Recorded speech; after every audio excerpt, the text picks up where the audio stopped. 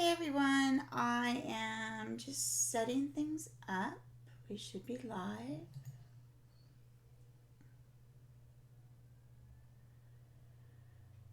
Hey Janice, it's kind of an impromptu live stream. I wanted to. Hi Lindy. I said that when I got to the face that I would stream. So I worked on this yesterday and I'm to the face. So here I am. So we're going to go ahead and continue on with the face. Hey Rob, how are you? And see how far we get. Gotta push record. Gotta remember to do that. Can't forget that. I have 3 hours and 54 seconds or 54 minutes on my recording. So I will either be done before that or go until that. So I'll be here for a little while. I do want to try to get most of this done. Basically, this is kind of, believe it or not, a blocking in stage. These are like most of it's done. It's about 80% done in these areas. What I will go back and do once I get everything in is adjust my values, make some of it softer, and put in the details. Thank you, Rob. I appreciate that. So I work in graphite with fur in pretty much the same manner. I do a lot of different layers and I go back and forth between lights and darks. And it looks like a hot mess and then it just kind of comes together. It's the strangest thing, but you know, it works. Do you guys have any plans for the weekend? What are you guys doing this weekend? Anything major? Anything cool?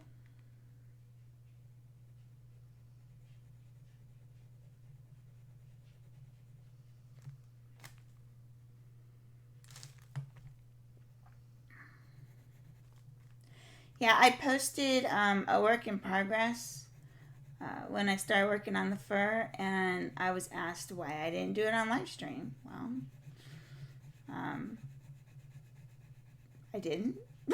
I don't really have a good reason for it. I just didn't do it on live stream. The ear here took me just under 2 hours. Just this right here. So it's quite labor intensive. Oh, Janice, that's awesome. Are you doing an easy project or are you challenging yourself with that first project? Or I guess, what is your subject you're doing? I guess is where I'm going with that.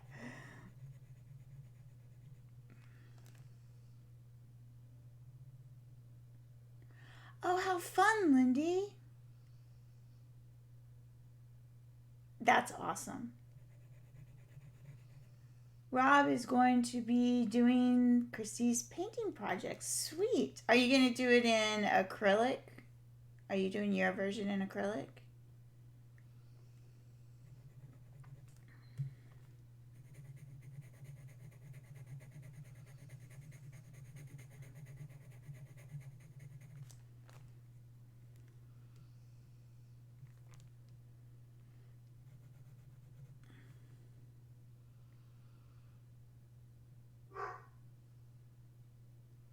Oil paint. Nice. How are you liking that candle making, Lindy? You've gotten some pretty cool looking candles so far. Are you going to venture into soap making too? It's very similar, a little bit different process, but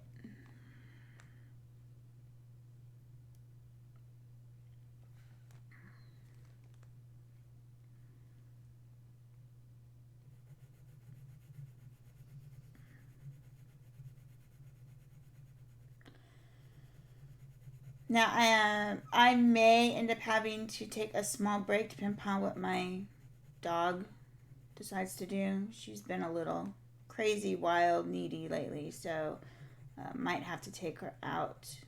But I'm going to keep working until she says, Mama, gotta come go outside.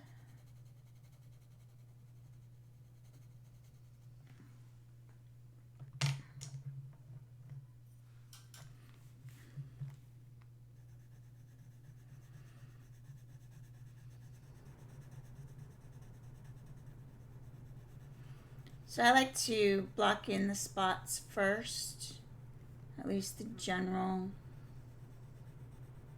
spot, and get the direction of the fur and make the edges a little rough.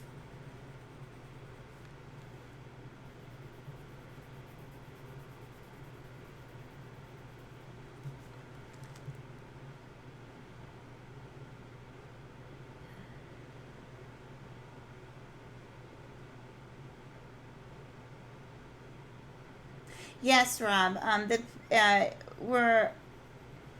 She took and did up a reference, and then she's cut it up in little pieces, and then everybody's gonna complete a portion of it, and then she's gonna put all of that together digitally, and then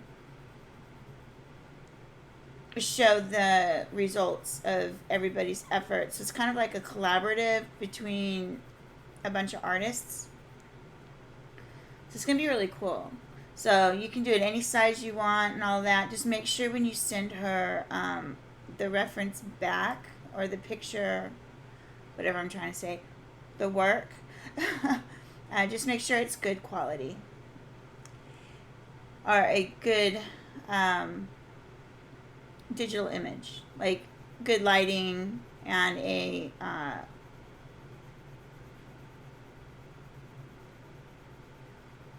good I'm in a total loss. Resolution, that's what I'm looking for. Words are hard today, clearly. Hey Chrissy, how are you?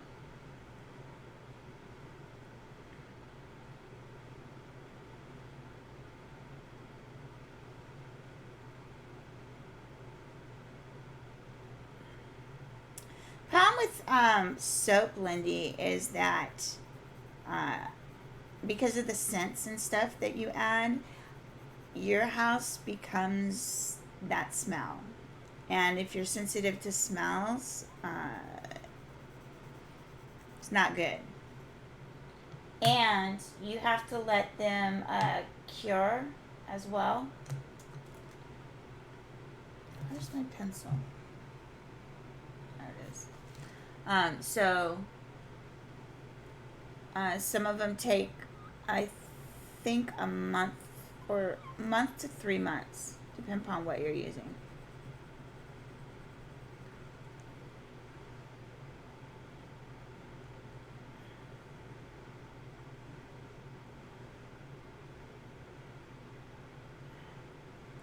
Yeah, kind of, Rob. Kind of like that. It's going to be very cool. And the reference is awesome. Like, it's very cool. You guys are going to love the result of this. If you want to take part in it, in her collaboration, and you told her but you haven't gotten the reference, make sure that you Facebook Messenger her. Tanya can't speak today, and she'll make sure she gets it to you. I know everybody has pretty much gotten theirs, except for a couple. So, hey Steve, good morning. Fancy seeing you here.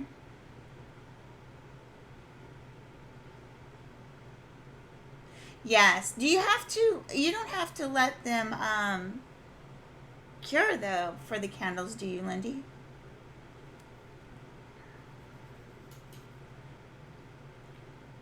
Keep getting lost. This goes this way.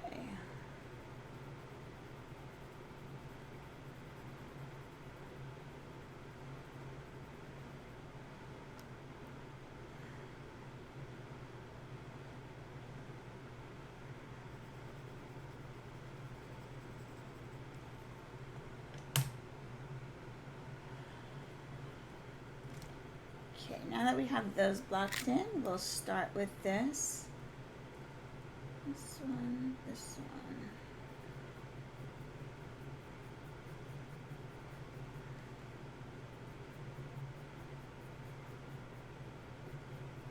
So I'm just paying attention to the direction of the fur. There's a lot of fur changes in this guy, and there's a lot of, or direction changes, and there's a lot of different textures. Like this is a different texture, and this is it. So it's been interesting, to say the least, to figure out how to get those textures just right. Let's see. 1, 2, 3.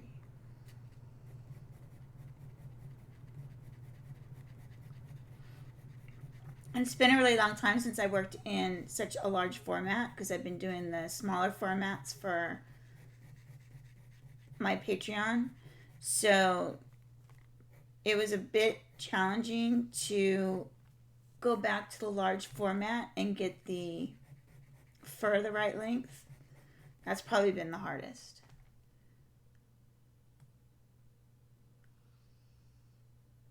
Oh, that's not bad.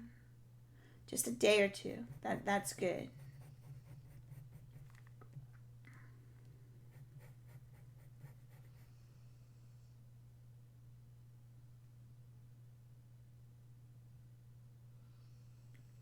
I am using different grades of pencils, Lindy. I'm working between, I haven't used much of my 4H every once in a while. This is a 2H that I usually start blocking in just because, number one, it doesn't smudge too much, and I can still erase this pretty easily if I need to. And then I go on top and work between, I usually go in grades of, once I get into the B's, about every 2. So I'll use the 2H, and I'll go to the 2B typically, then the 4B, then 6, 8, and then 8. So I work in. And this way, you can complete, like people complete with like just a couple different grades, but a lot of times you have to put more pressure on your pencil, and I like to save the tooth of the paper, so I like to use the grades of the pencil rather than pressure. Let's see, this goes up, and I basically use this pencil too to tell me what direction the fur needs to go in. See, this goes here. The direction changes right here, so I'm trying to figure out where to stop it to change.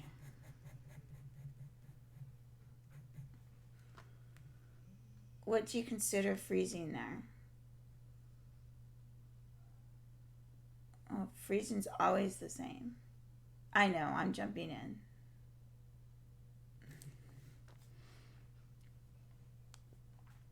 And then this starts going a little bit of a curve here for the eyelid.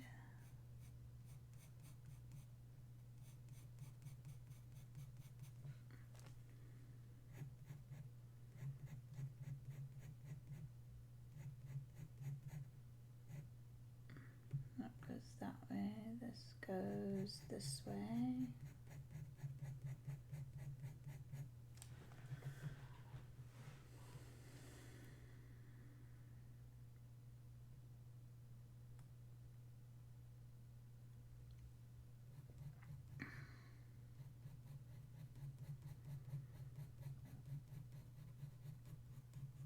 I'm not going too far onto the eye yet. I like to do pretty much this area all together, so that way I get a really good with the eye. But I do want the direction of the fur in here.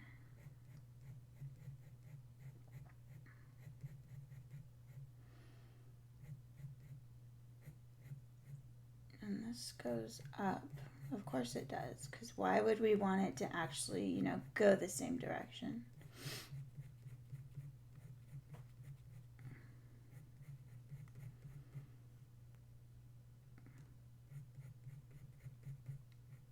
And then this goes that way, and this way, and this way. It goes like every which way here. And then right under here, over to about here.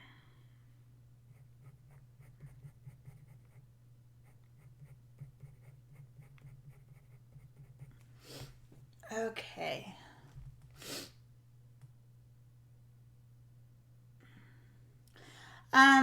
Pretty much. I don't get too much shine. The only time I do, like if you look at my really, really dark areas, I do have a bit of shine, but you have to look at the side. Also, the way I light my work, as I work, I have learned the hard way when you stream that, you know, the whole shine with the graphite. So, the way I light my work is I have my lights to the side. Let me show you. So I have my lights to the side like that. So each one is on the side instead of top down. When I put it on the side like that, instead of having the light come down and reflecting back, it's going across so it doesn't reflect back too much. So it's a little bit of a trick as well to light it, to record it. It took a lot of trial and error. When you burnish colored pencil, the same thing happens. So I've had to figure out how to make it work. And that's what I came up with. Yes, Steve, I am using a very light hand, and like I said, in the darker, I do get the shine, but in the lighter areas, I won't get shine. But that's just a matter because there's more graphite in the darker values. So because there's more graphite, it's gonna shine basically because there's less clay and more graphite in the pencil itself. If you don't like the shine, a lot of people I've seen use black colored pencil, polychromos pencil, polychromos. Yeah, I think it's polychromos. But the shine doesn't really bother me, like,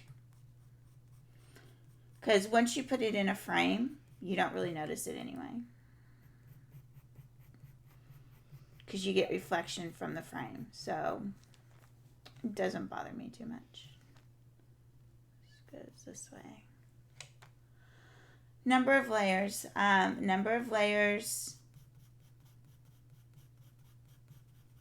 It varies. I can do, like, for instance, okay, so I can do, let me get a piece of paper. I don't want to push really hard on. Let me find a place that you can see that I'm not going to remove. So let me get my black. Technically it's by, it's by pressure. So if I do one layer, right? Let's see. I don't know if you can see the shine. You can see the shine there, right?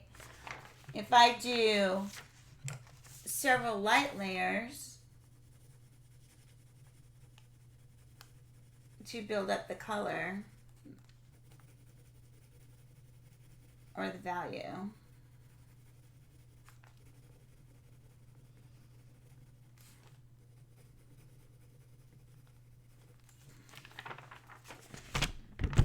don't get quite as much shine, but I do have shine. You can see that there's still shine. So it's really the grade of the pencil that gives you the shine, basically. Especially if you go really dark. But if I do same pencil, if I do just one little light layer, right, there's no shine. I mean, there's very, very little. But again, it's just the pencil. To where if I do that with, say, let's do a 2B.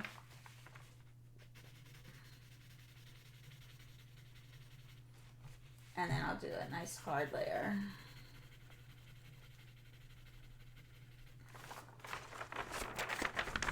So here's the 2B, and there's a 2B. And you can see there's just a touch of shine, but that's pushing pretty hard.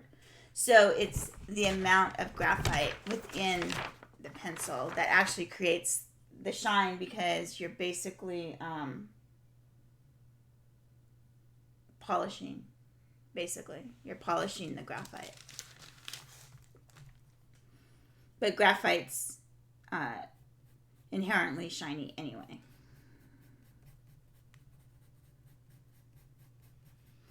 And I know this looks like a hot mess, but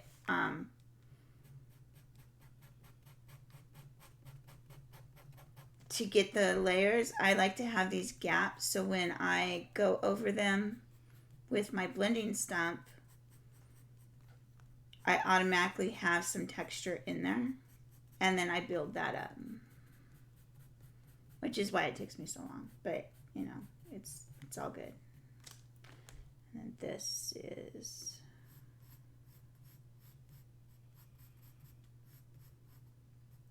and this goes up.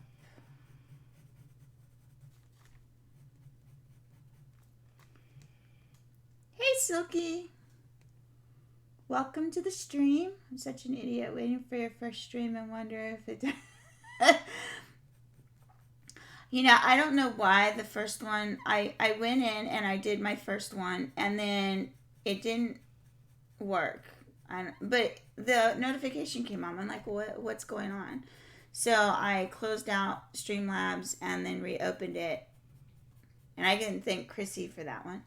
Which, by the way, she is in chat if you have not seen her, and she is moderating. So, in between her working, she's working on her hibiscus flamingo. So, be sure to check out her channel. I think everybody here watches her too, so...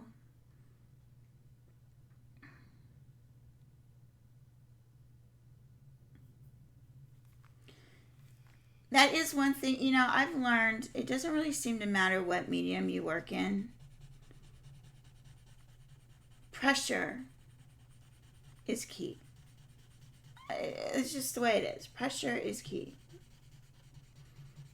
So now I'm going to blend all of this out. And I know you guys are probably just sitting on the edge of your seat wanting me to do the eye. Here's the other eye. I haven't shown it off yet. So here's the other eye that I did yesterday.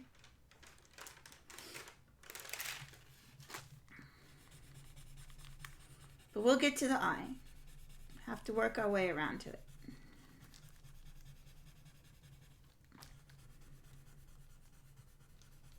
And you can see here, there's probably 2 layers or so right in this area.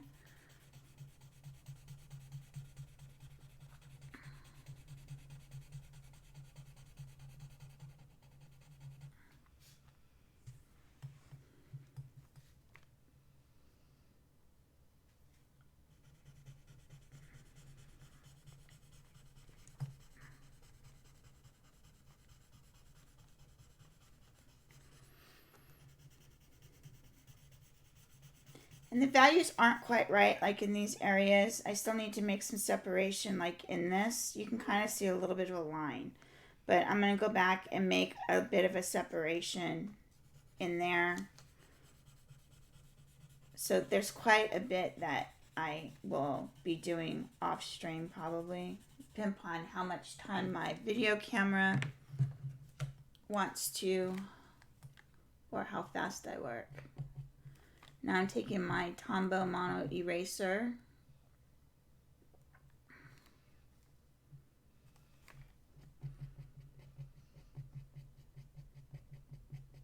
And pulling out some details. And notice how light my darks got, which that's why I say I go back and forth, because I'm constantly creating these textures.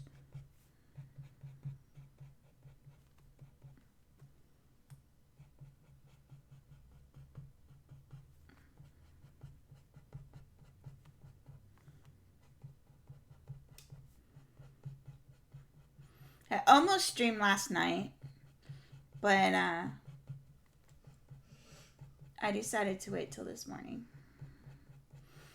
Because I kind of wanted to get this done because I was like in the groove, but I'm like, no, it's a good excuse to get up here and actually work in the morning. So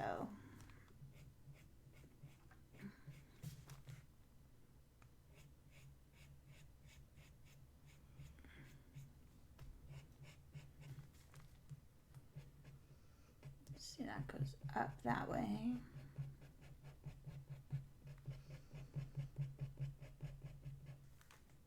That goes up that way. I'm really paying attention to the direction. If there's a lot of crosshairs, say like over here, then I do a lot of turning and crossing, but these don't have a lot of crosshairs. They're pretty much straight. Just a bunch that overlap. Hey, Jelena and Chandri. Welcome.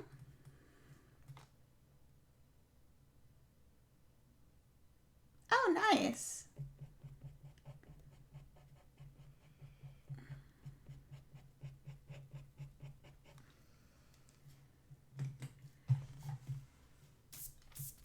Clean off all the excess.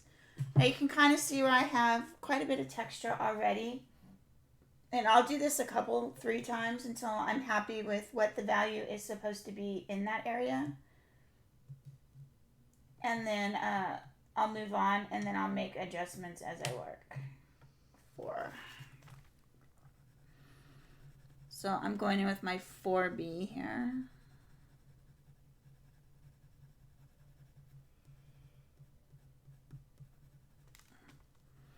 Darkening up.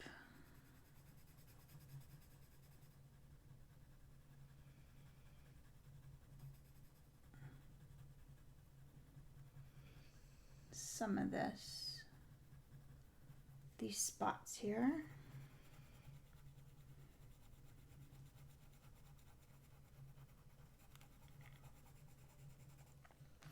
If you guys have any questions, be sure to ask away. And if you can, tag me so I don't miss it. Is art my full-time job? I guess you could look at it that way. I don't work outside the home. I do a lot of non-arting, like more than I should probably admit to, but I take a lot of breaks in between projects, I feel. But also, doing YouTube and whatnot, you have video editing and all of that too. So there's that.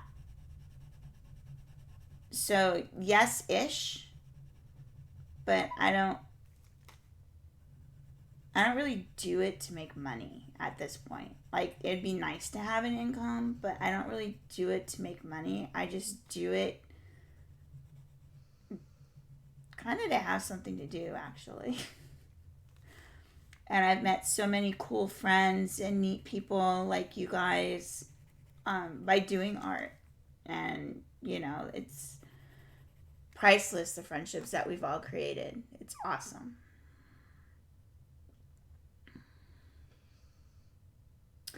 Oh, okay, Rob. Have a good day, evening, let's see, 8, 12, afternoon. I guess it's afternoon for you. So have a great afternoon and weekend.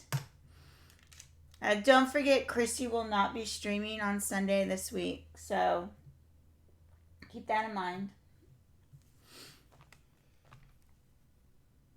Okay, now I'm going back in with my 2B and going to put in some of these darker. Because of the way I did it, you can kind of see where these lines are and where the hairs are. So what I like to do is I like to work in between and basically work the negative areas to increase the values.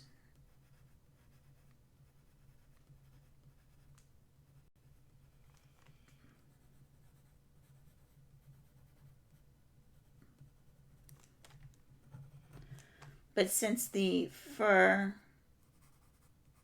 is kind of already there, basically, the design for it is already there from my first layer, I can do that and then make adjustments accordingly.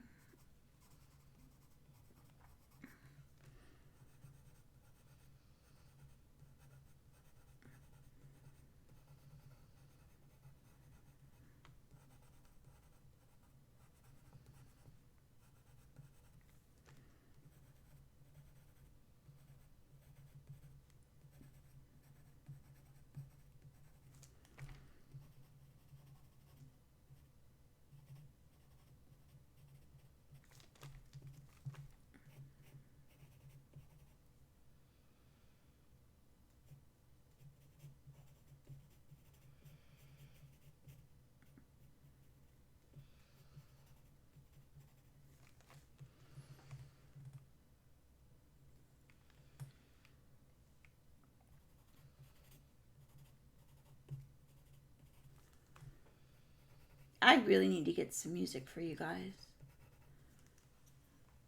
That'll be one of my projects once I'm done with this. After this project, I'm going to do probably my zodiac for next month. And then I'm not sure which way I'm going to go after that. Christy's trying to talk me into doing a pastel competition, entering a pastel competition. So I may work on that after. I don't know yet.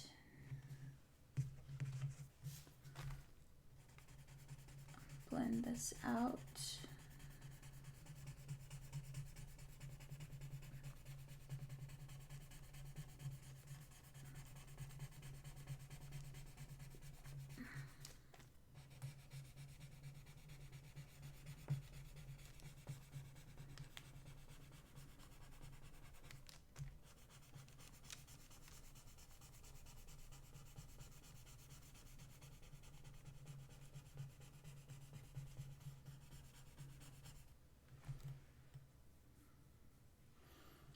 Oh, Jelena, you better go get your son.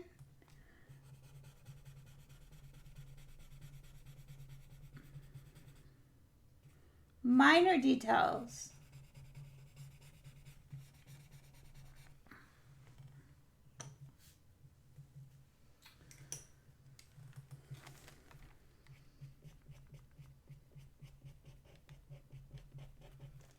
Okay, going back in with my eraser.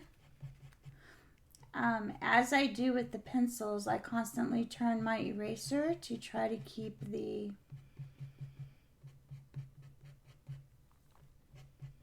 point.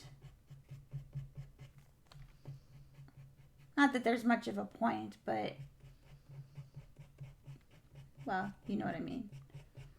Because I don't want it to get flat, so if it gets flat, then I'm not going to be able to get these nice lines here. So I am constantly turning my pencil, and then if you work one area too much, then it just becomes a big hot mess anyway, so it kind of keeps the eraser, not necessarily clean, but enough to where it lifts off.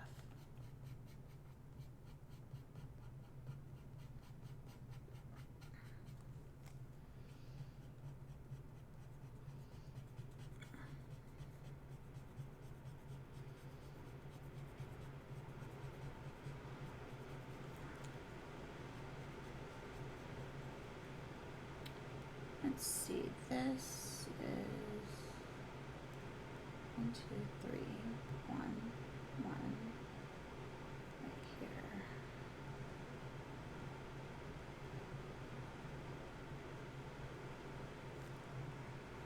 Gonna have to work on that area a bit more. It's a transition area. Hey Heidi, welcome. Sammy, welcome.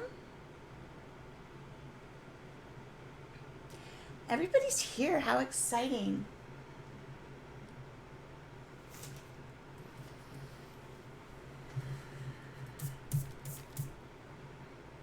Okay, so before I work more on that, I'm going to go ahead and start the eye. Which, this needs to go there. Oh, great. Hit the camera with my head.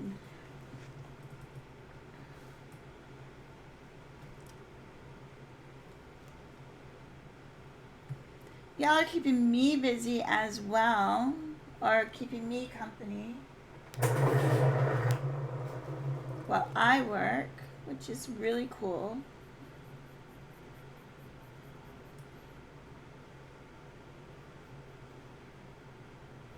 I really shouldn't be using this pencil.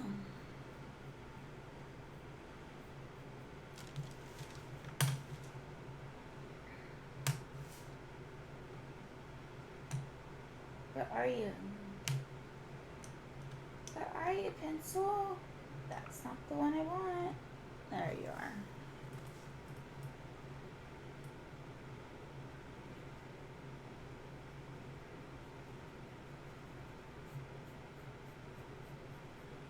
I always like to start my first layer with the 2H. Especially if there's a lot of detail in the area. So I can start putting it in and then darken it as I need.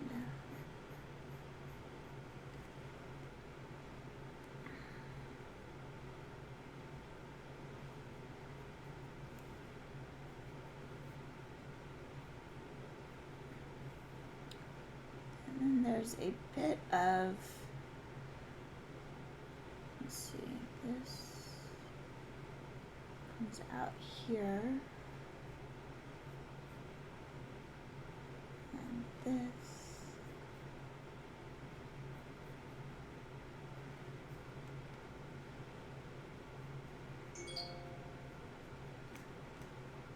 Comes out here. Ouch. Ugh. So itchy.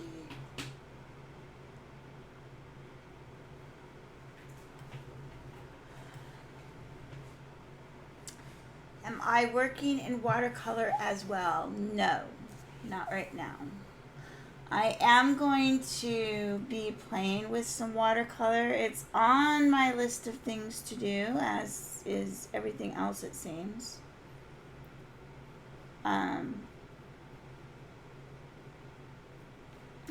Much like the Strathmore Learning Series that I have done for colored pencil and drawing, I have another Strathmore Learning Series that I'll do a review on for watercolor. You know, that seems like it should be way bigger than that.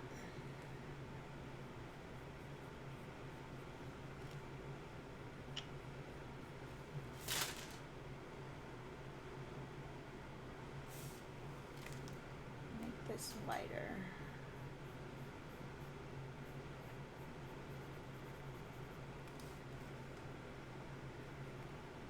See, there's a highlight here. And another highlight right about here. which is part of this.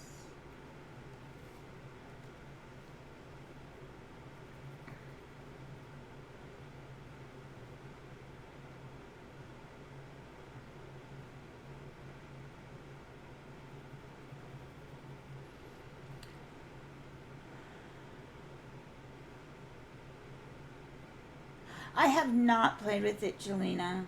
I will eventually.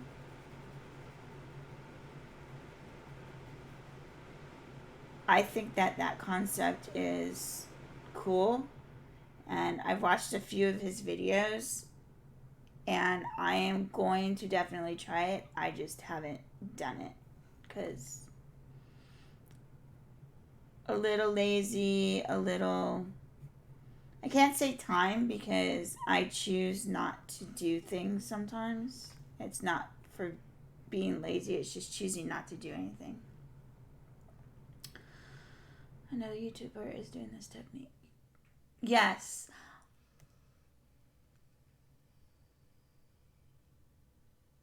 Chrissy, if you could take a break and put the link to his channel in the chat. It's Sammy. What is the name of it again? Sammy to something. There's a name. Smoothie 77.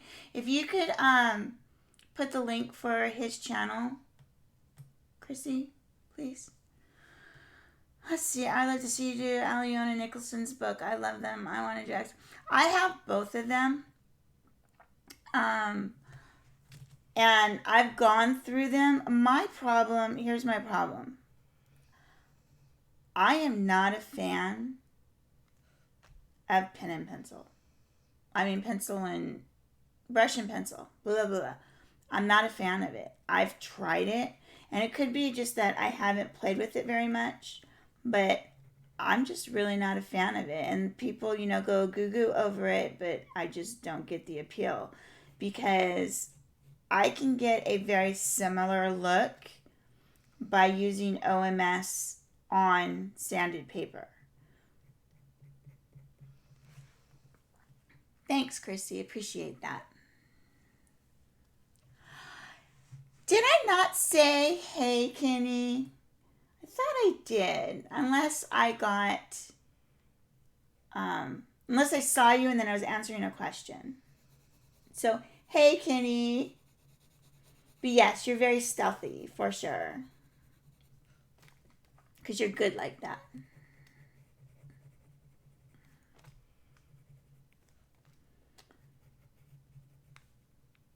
Let's see. This comes down. There's like a lot more detail on this side than the other eye.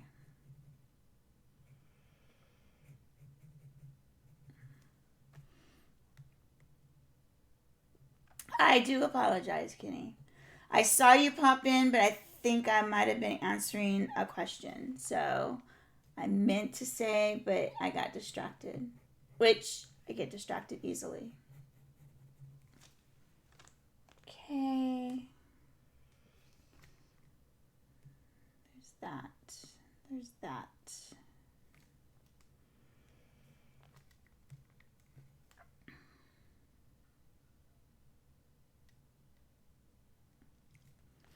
Okay, everybody, remember to remind Jelena to get her son in an hour.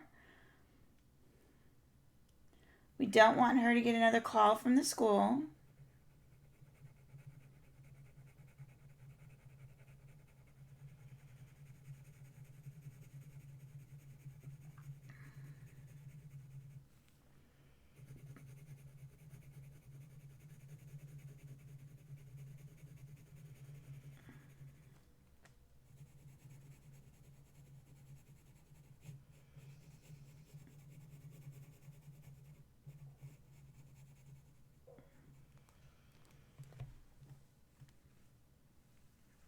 A Tombow Mono Eraser, they is the eraser that I'm using. There are a few. Let me grab him here in just a second. Let me get this point in his eye. There is this round one. Um, wow. And I wonder why it's not erasing. So there's this round one that they have. And then somewhere in here, and they have this rectangle one as well. And then somewhere, but not in here, they have a regular,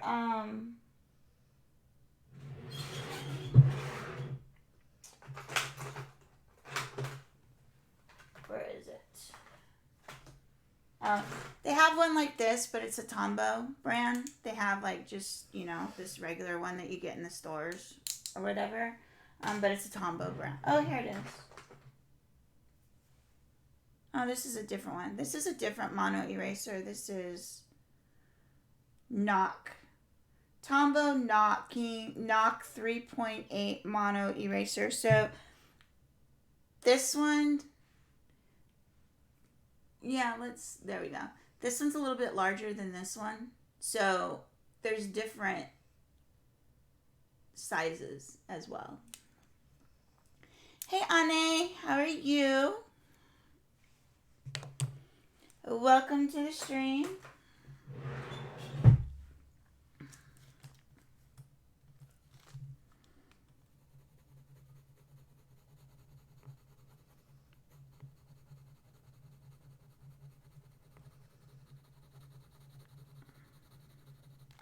Some people like the Tombow mono erasers, some people don't. It's really preference. I like them. I use them for my color pencil pieces as well.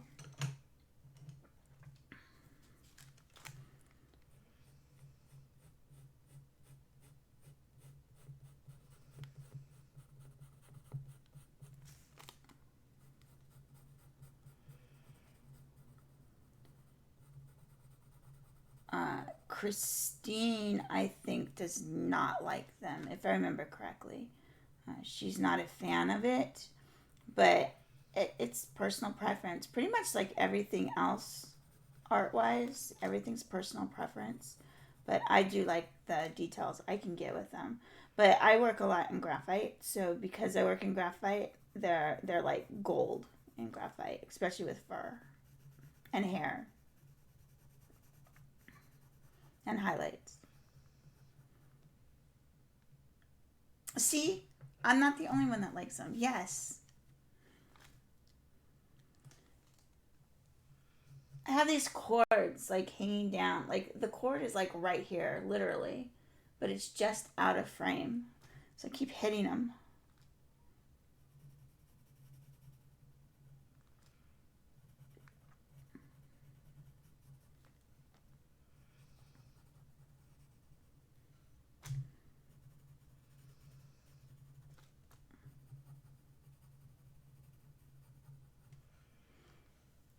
Working on getting some of these values in. This is pretty dark. It's almost like an outline, but it's part of his eye.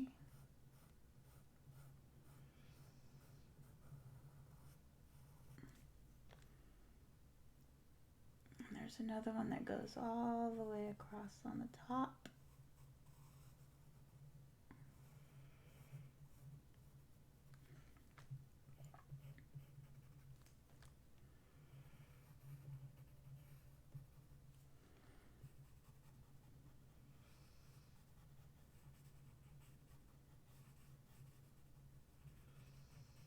Nice shadow in here.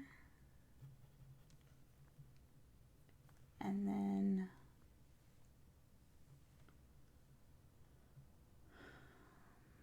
thanks so much.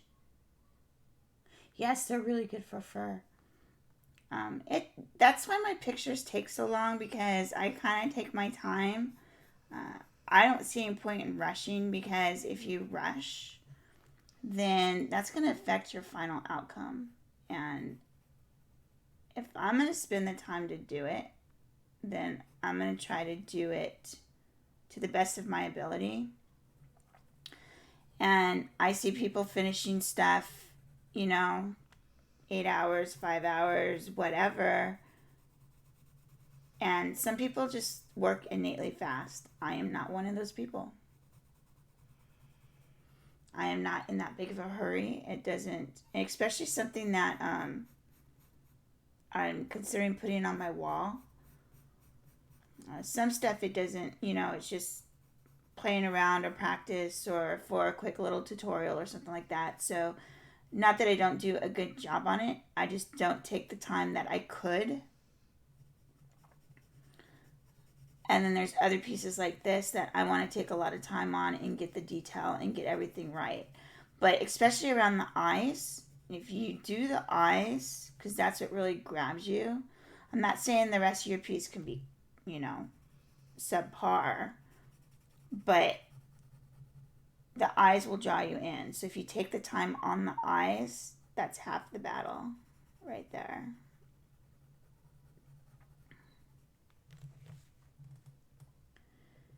You missed the teasing. Well, let's see.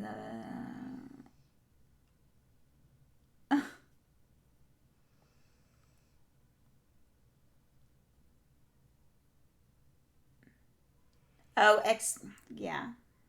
I got you. I got you. I got it. I did. It just takes me a little while. Wow.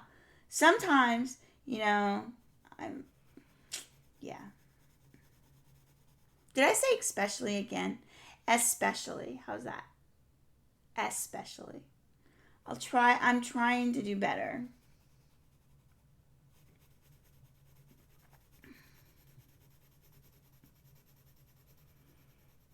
There are some things I say really weird, but I think also part of that, I've lived in so many different places that I just pick up some of their accents.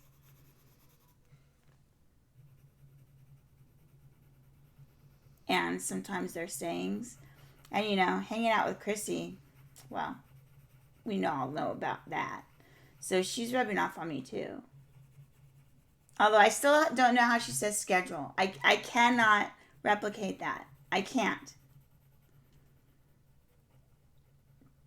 I have yet to figure out how to replicate that.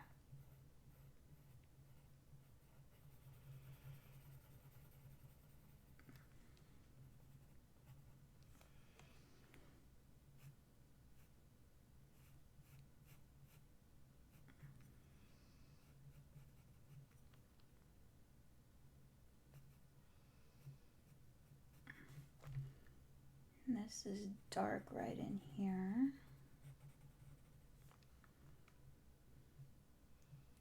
I know. So,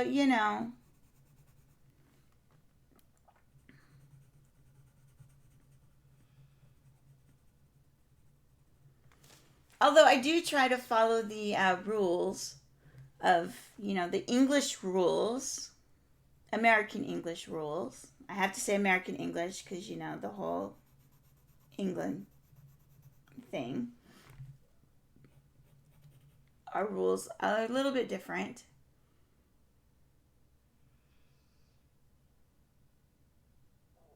That's funny, Heidi. That's funny. Yeah, there's a few things that my mom says that drive me absolutely nuts. One of the ones, when she first moved in with us, one of the ones that she said was medium. I'm like, what are you talking about?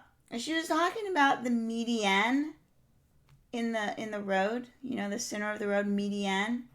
She calls it medium. I'm like, what the heck are you talking about? It's not a medium, it's a medium. And I told her to spell it, and she goes, M-E-D-I-U-M. And I'm like, seriously? That's like size. So, yeah. My family. How many words I cannot say properly and cannot spell growing up with just 50% hearing maybe. I can see how that would be difficult because if you can't hear the enunciation it's going to be very difficult to replicate that. So I can see how that could be a little challenging and difficult for sure.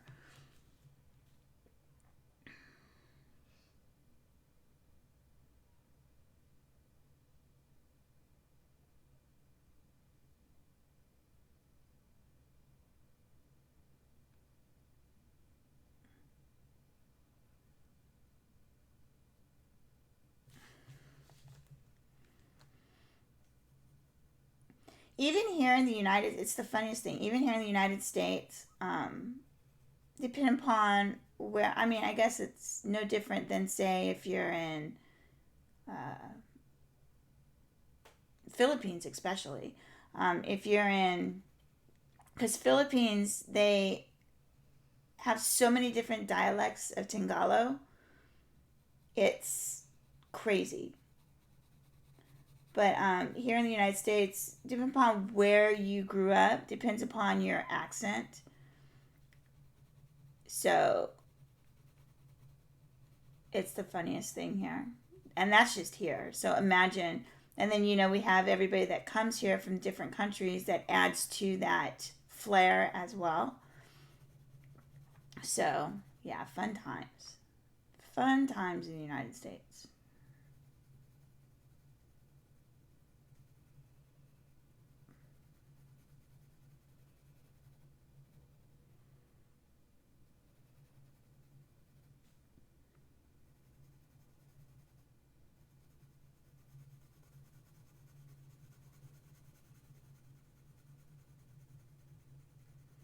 Just putting in this first toning layer.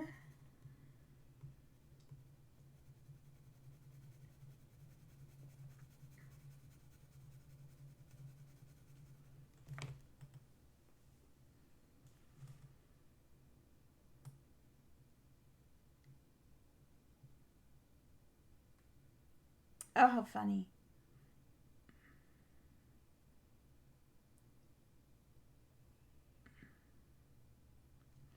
I like listening to people with accents. While it's hard now in the United States, if you live up in Maine, like you have your own entire accent. Like I have a really good friend in Maine that's from Maine, and I met him when I lived in Hawaii, and he was the hardest person to understand when I first met him, right? Because I'm like, what are you saying? Because they have the strangest accent up there, right?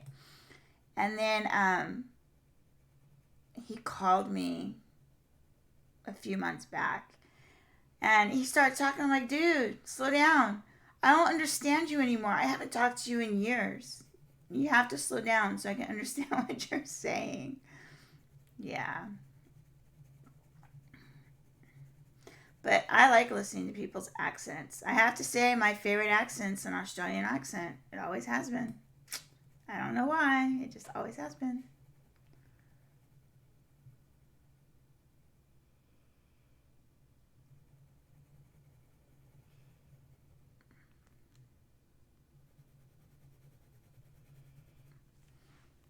Okay, now we'll change over to my 2B. Get some of these details in here.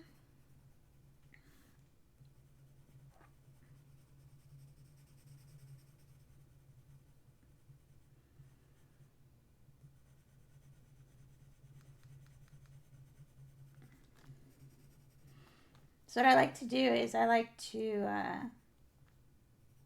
stay away from the lightest areas as much as possible in the eye, and then just pull the graphite in to those areas when I get to them with the blending stump, because I always use my blending stump.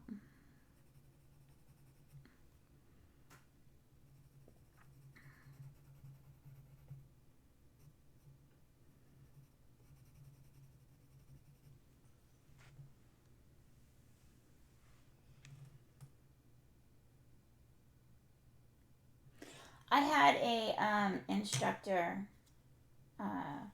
when I went to college.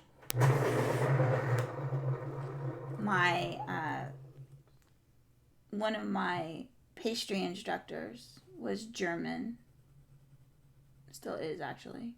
He didn't change. But, and one thing I really liked about him, this is what's really interesting about him, is he tries really, really hard to pronounce things properly and for English. I mean, he came over here, and he learned English and all of that.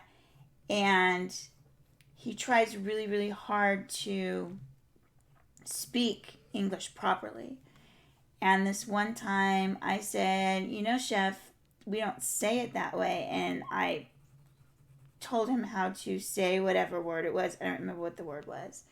And the next time he said it, like 4 or 5 days later, he said it correctly. So he works really hard to learn the native language where he's at, which is really cool because, there's some people that will come here and they won't learn the language. But in my opinion, if you move to a country and foreign language is really hard for me to learn, like really, really hard. That's one of the few things that I struggle with is foreign language. And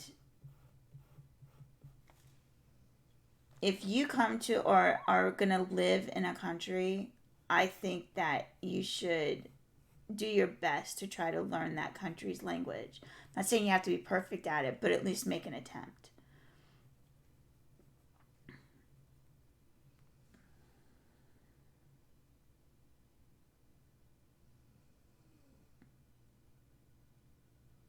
Minis. Jelena, my husband does minis as well.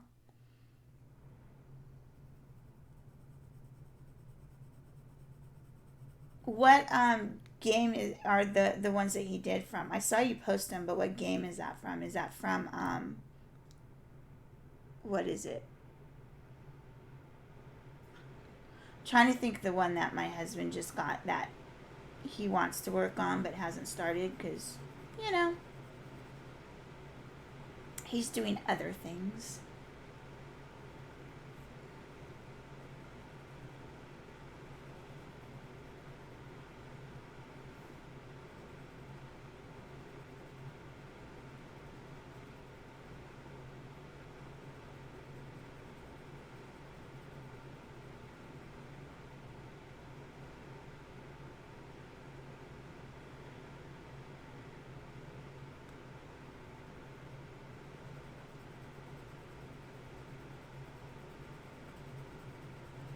Trying to remember what the game is for the ones my husband.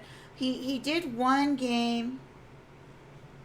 He did a full set of minis for one game, and then we played that game. And then he got the set for this other game that everybody seems to be doing, especially in the UK. And he primed them, but he hasn't started them yet. And then he backed a Kickstarter for 2 other games. And these minis are off the hook. The detail in them is crazy good. There's not a lot of cleanup. Ugh. We got the first set a couple 3 weeks ago.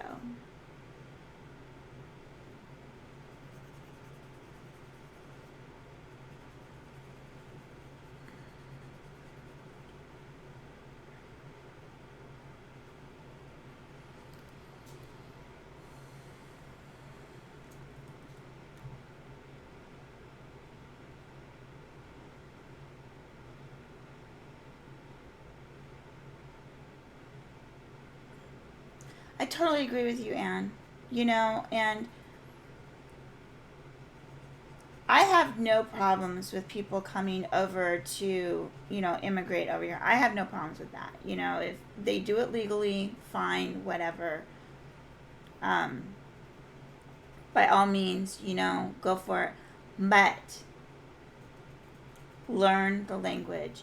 Nothing irks me more. So I don't know how it is in y'all's countries, but here, a lot of Filipino and Asian people come over, and they do nails, right? They have nail salons and they do nails and stuff like that. No problem, whatever. That's what you choose to do.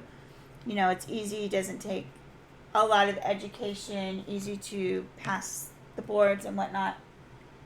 But they'll sit there and talk in front of you in their native language, which I find absolutely rude.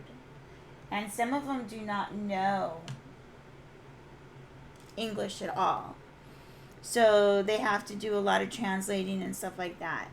And I just find it rude when they talk to each other because you don't know what they're saying, you know?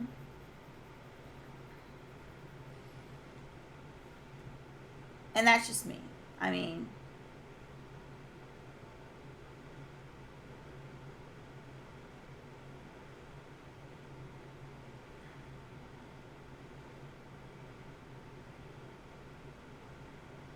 chips come in tons of flavors, like tons.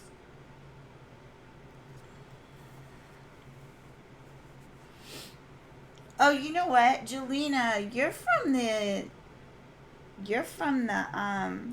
UK, aren't you? You guys, your chips are French fries for us, right? That's what chips are for you, is French fries.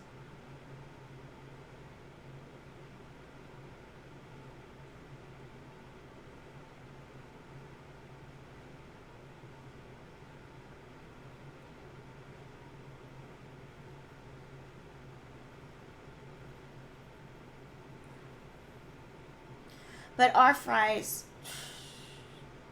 our food here sucks. Our fries are like not the same as your guys' fries. Like, you have those nice potatoy, nice chips, from what you call them.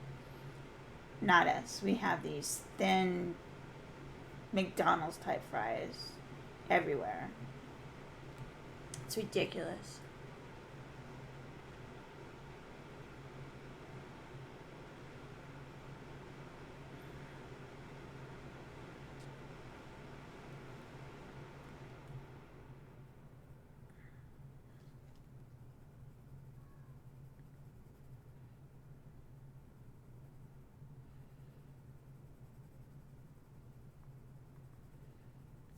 Okay, just going in and putting in some of this in here.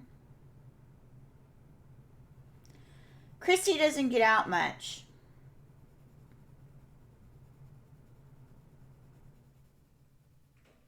I keep trying to get her to come over here, but she refuses.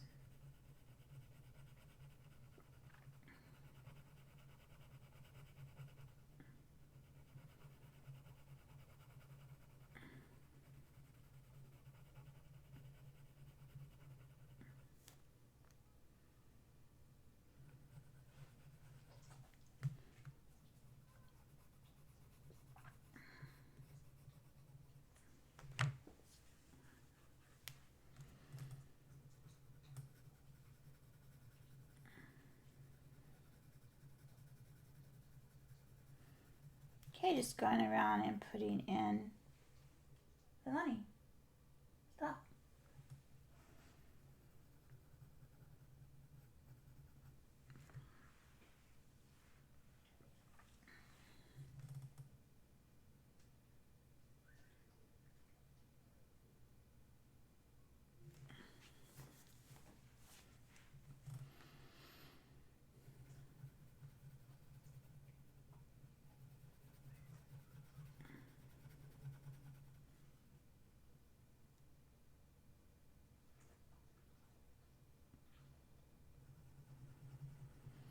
Christy, we need to get you out and see the world a little bit more.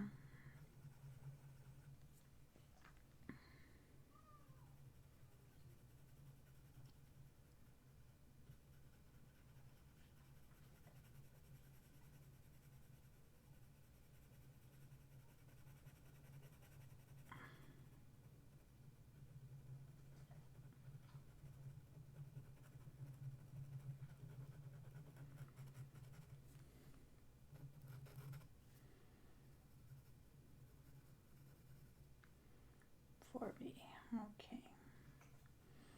I was wondering why this wasn't going lighter because I'm using the wrong pencil for this section, but whatever. We'll make it work.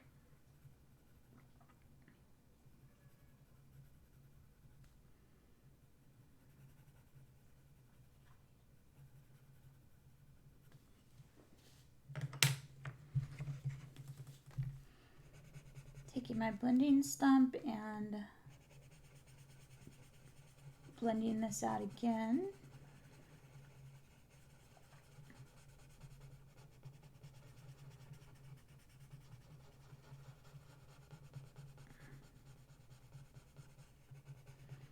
You can start seeing this come to life a little bit more.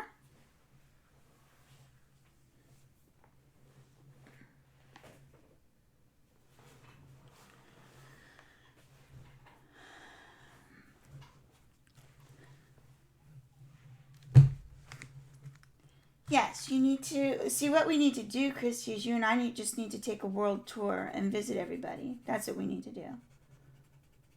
We'll just pack up everything and just take a world tour of the two of us. I'm sure we can get ourselves into plenty of trouble visiting everyone. That would be so much fun. What countries have I visited? Well, let's see. Mexico, various areas of Mexico, northern and southern Mexico. I lived in California for quite some time and used to go down to like Tijuana and places like that, right there on the border of like San Diego. And then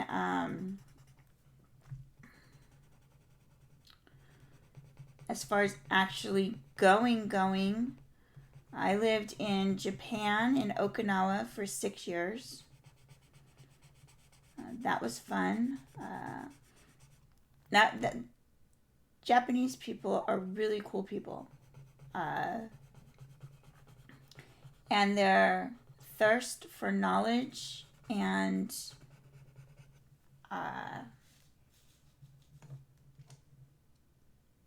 learning English is just crazy. Every time that they saw Americans, they're like, "Ooh, practice English?" We're like, "Sure." So it was fun, and then we would, help them with their English and whatnot. Let's see, where else have I been? I've been to a few places in the Caribbean. My husband has been to a lot of places. He was in the Navy. So he has been to Australia and Singapore and Italy and Saudi Arabia.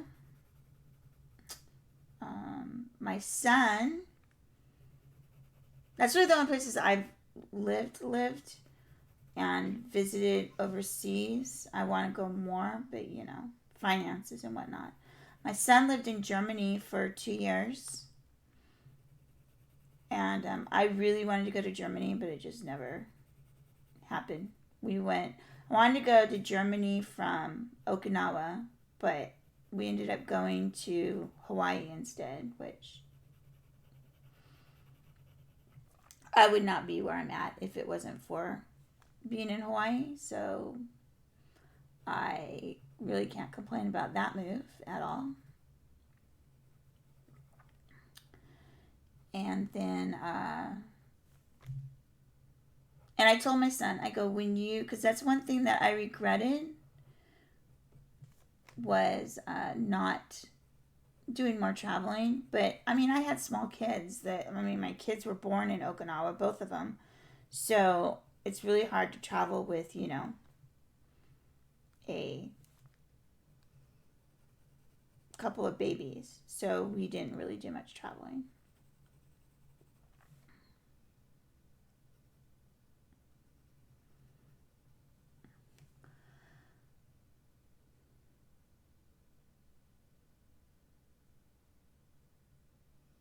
I have no problems visiting Singapore. Um,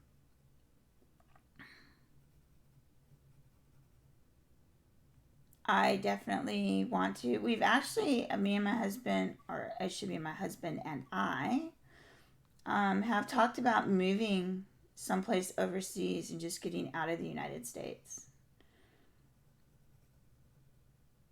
for affordability because it's expensive here.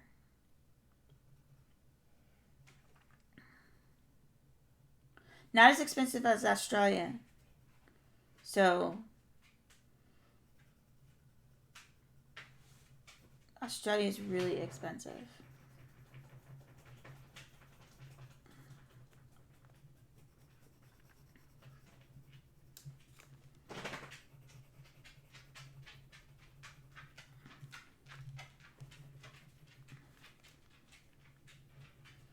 But before we do that, we would want to visit the place and see what it's like and if our allergies can handle it.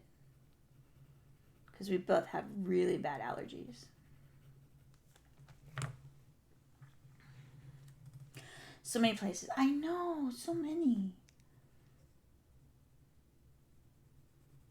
When my husband was on the ship and he was doing his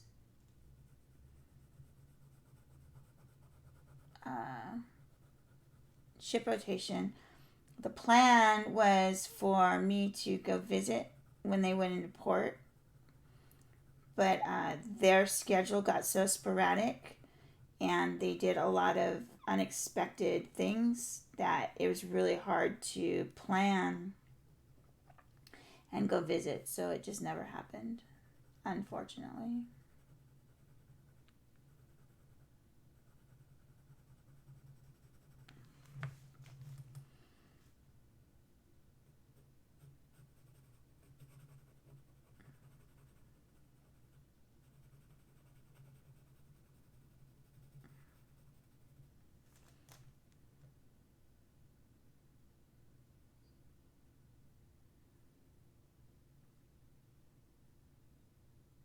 I prefer warm climate.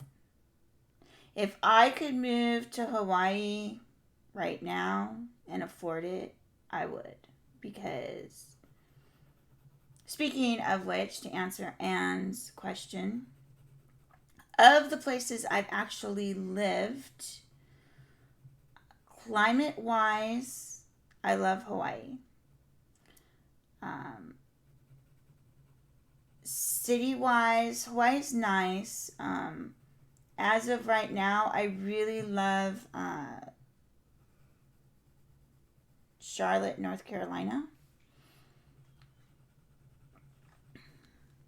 I don't like where we're at now very much. Not even a little. But we're here and that's just the way it is.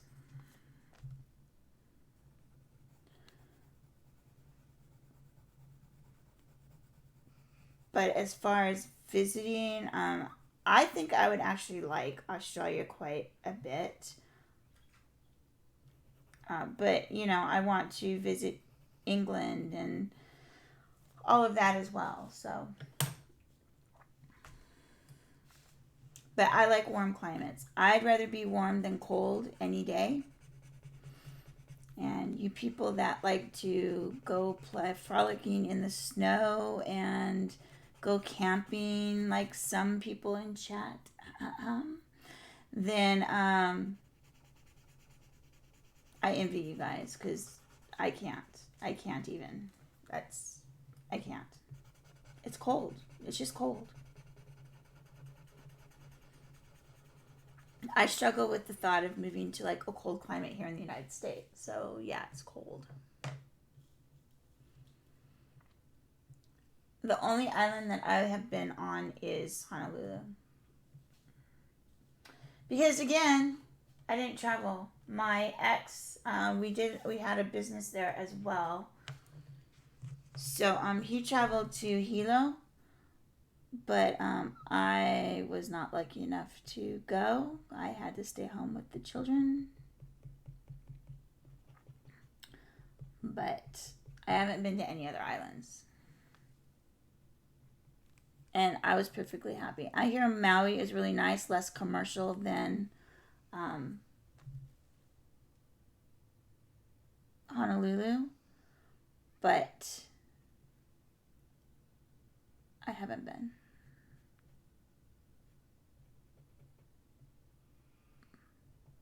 This comes out.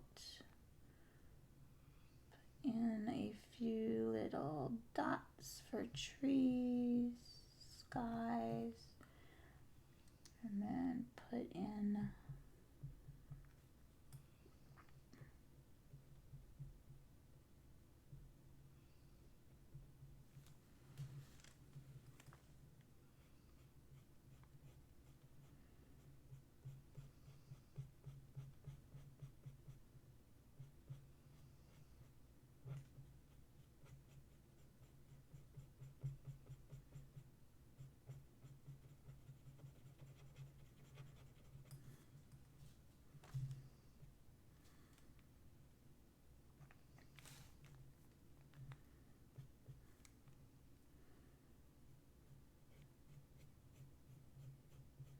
and this right here is what starts bringing the eye to life.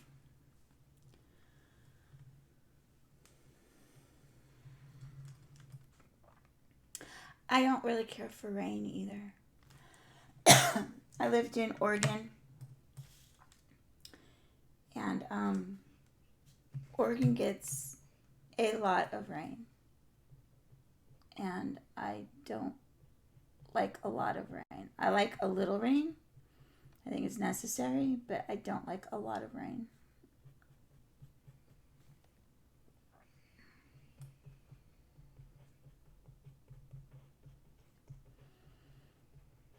I lived quite a few places in the United States. East Coast, West Coast. I actually grew up on the West Coast.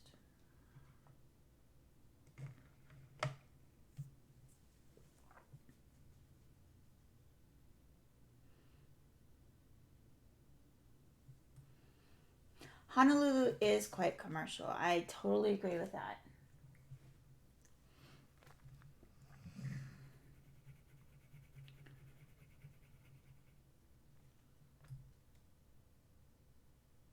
Let's see. This needs to be a bit darker here.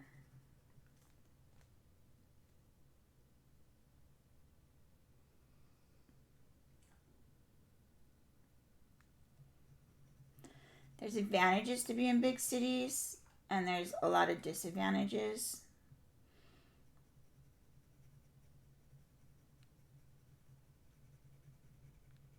But, like, where I live in Charleston, like, it's not considered like this mega metropolis like New York or anything like that. But it's not exactly like a tiny country little hole in the wall either. But for the activities that my husband and I like to do, there's nothing here for us. Unless you're into history or have a lot of money, it's virtually impossible to do anything here, in my opinion. And again, it's just because the things that they have here, that's not what we're into.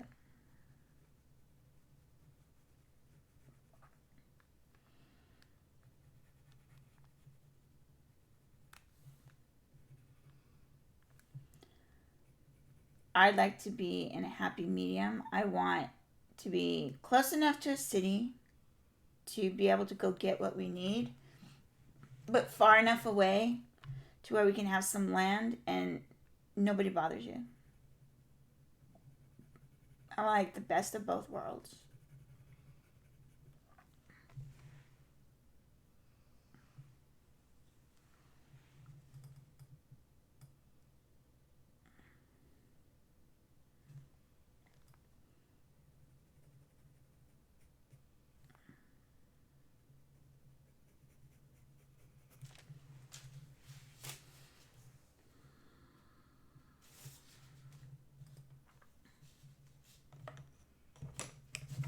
think I'm going to pull out some more texture in his eye, and then I'll push it back a bit with the blending stump.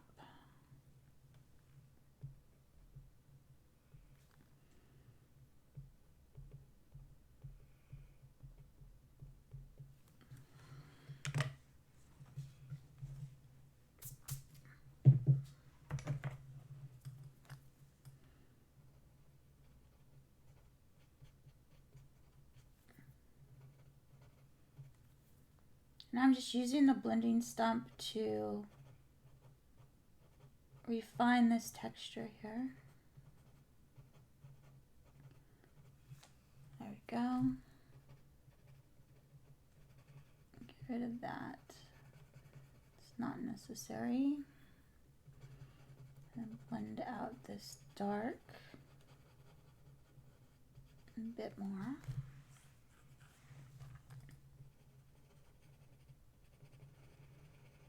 And this is much darker up in here. So I'm going to take my 2B, I think. We'll start out with the 2B and see where that gets us. Oh yes, that's the perfect pencil.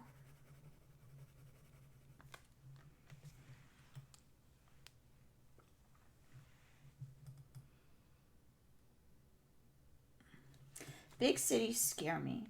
Like, I was pregnant, keep in mind, and when you're pregnant, hormones go crazy, right? And I went, before we moved to Okinawa, we went with my ex's parents cross country in a motorhome. That was an experience. But,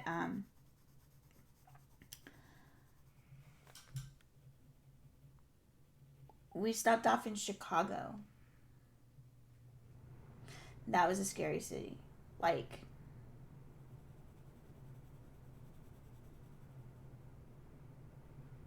we rode the L.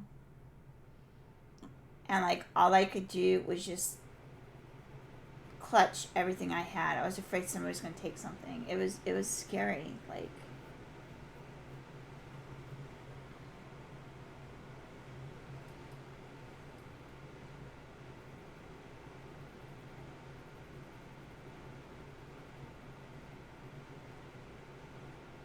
but I also like the idea of the convenience of having the L to go wherever you need to go to. When I lived in San Diego, I took a tram to work.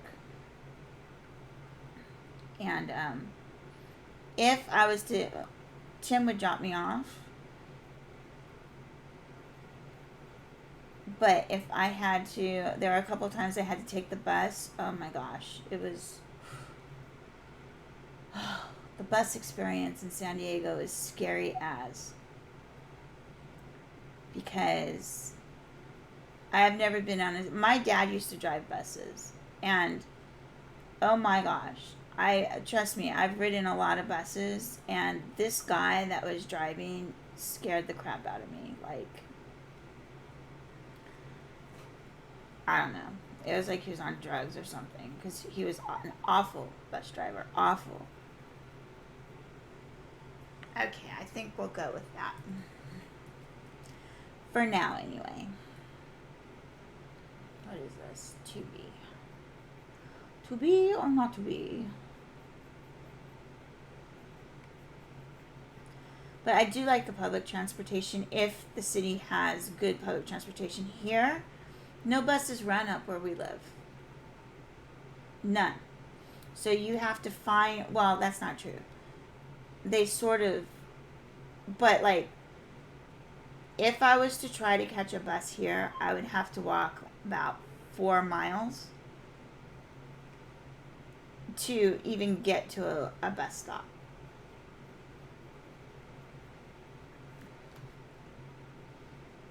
This city is just very not commuter friendly. Hey Kathleen, how are you doing? Thank you so much. Scary ass. Yes, I am. You know, you're rubbing off on me.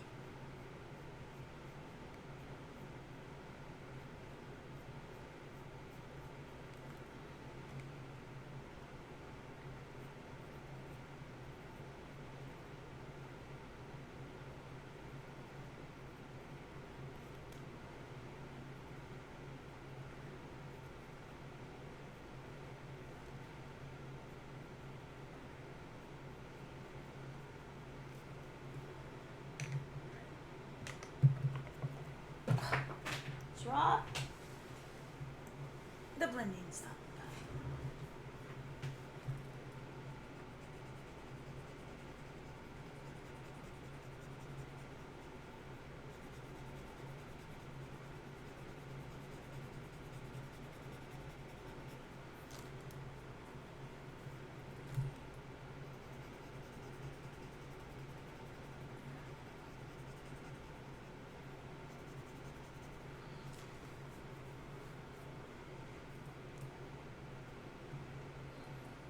Okay, let's see here. There is a white area here. So let's put in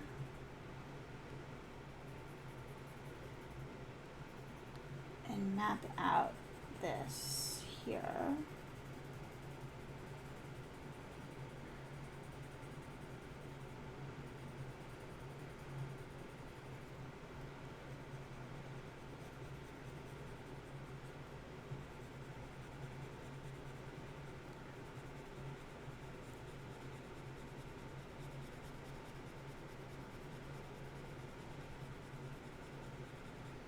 I use my blending stump a lot. Like, it's my favorite tool, I have to say. There's just so much you can do with it.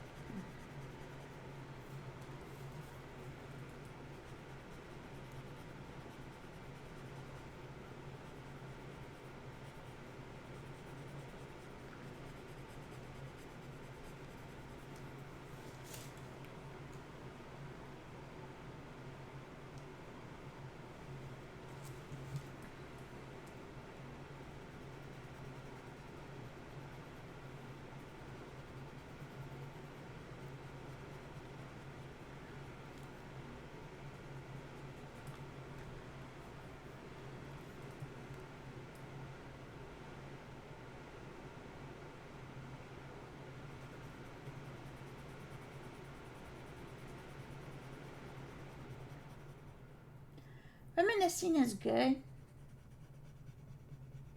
especially if they're good memories. When you don't have good memories, then reminiscing kind of takes you down a rabbit hole that isn't always pleasant.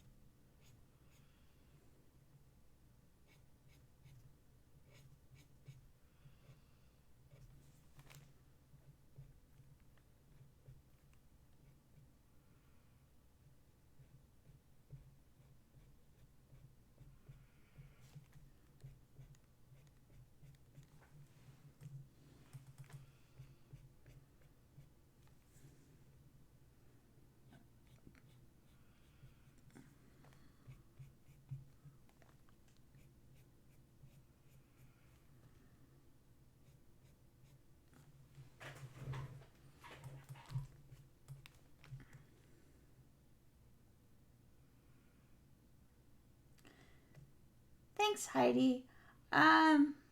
Well, yes-ish. So, I like the Derwent graphic pencils for fur especially. However, I know Chrissy loves it when I do that.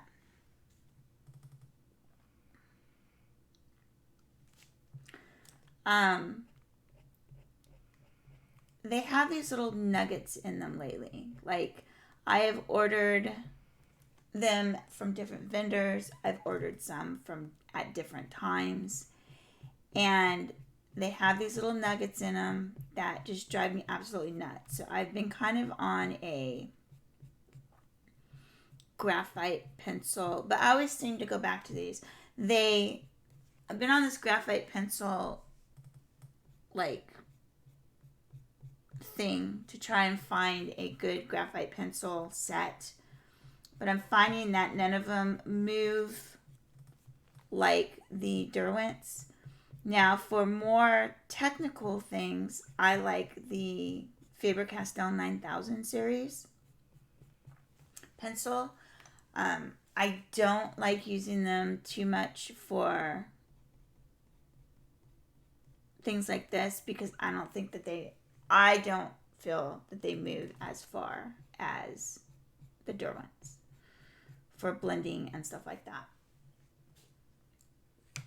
Again, personal preference, but I'm very picky. See, that's what I'm saying. Chrissy loves my however comma. I'm very picky when it comes to graphite pencils. I notice those small nuances and changes in the pencil and the way they lay down. I tried a set not too long ago, and the 2B acted more like a 4B. And I can say that with no problems because, like, even the 2Bs, usually the 2Bs are pretty close regardless of what brand you use. But this brand drove me absolutely nuts. And I'm just like, ugh, I can't even. And the 2H was like an HB. It was a horrible experience. I'm just like, are you kidding me? So, yeah. I have a coworker who's from Colombia. It's so interesting to hear the differences between their country and cultures and ours. It is. You know, it's funny how close countries can be, even, like, and have such a difference in the different things that they do and stuff like that. I find it absolutely interesting.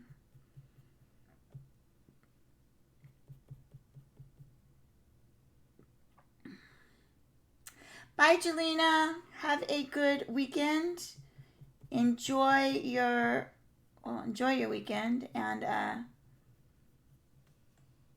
say hey to your son for us. I mean, you know, what the heck? He's probably not going to know who we are, but, you know, say hey for us anyway.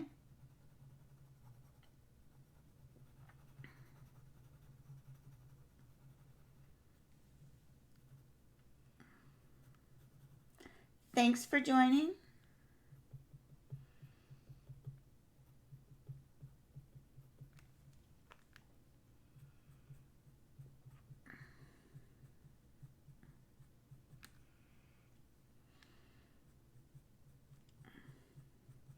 You know what's even more interesting is even here in the United States, like,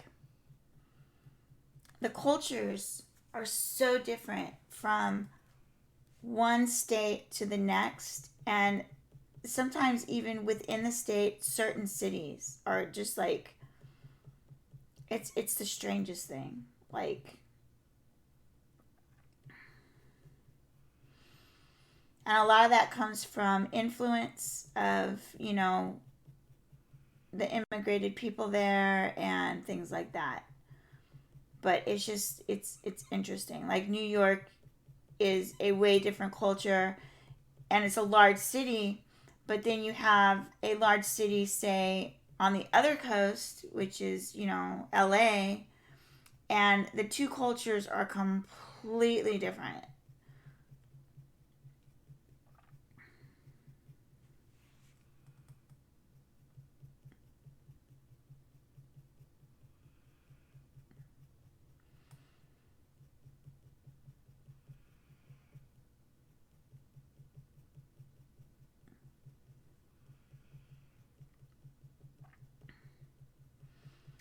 But I think that's probably the case for most countries. Like, know Chrissy's told me in Australia, you know, they have like the northern Australians are different from the southern Australians and all of that. So it's interesting. And living on all the different coasts in the different areas like I have has really like shown me how different everything really truly is.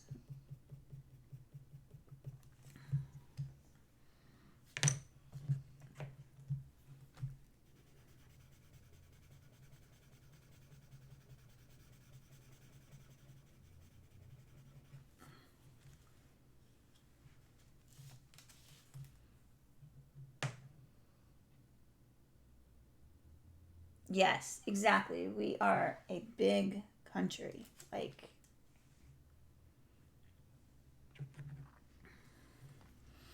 land wise, we are huge.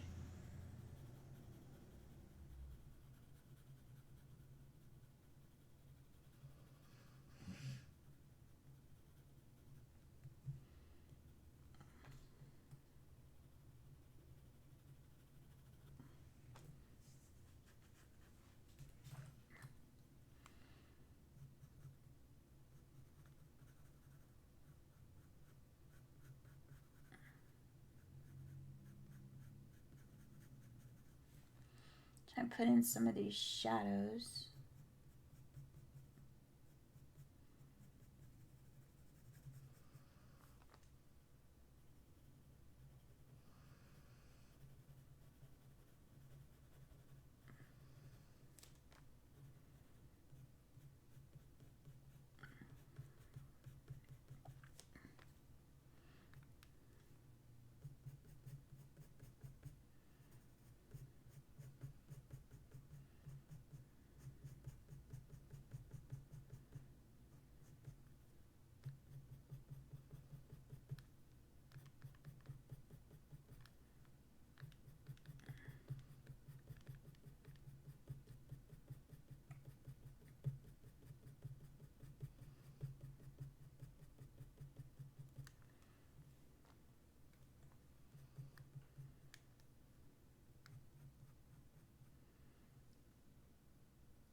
So like there's like no,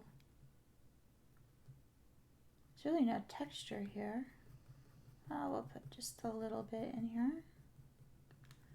That doesn't have any, but it is much darker than that.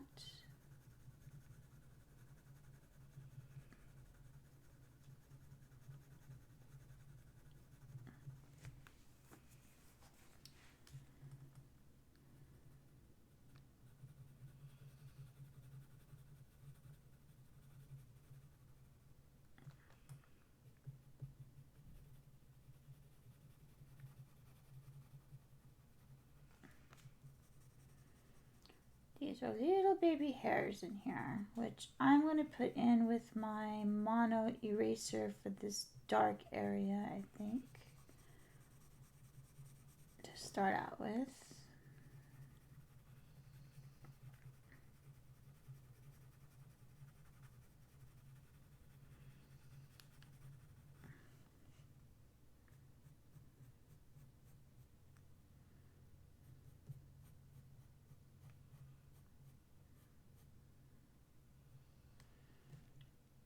Okay, let's see here. 1, 2,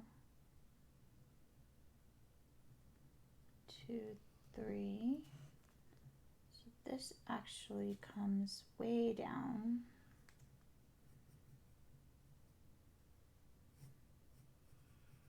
In here.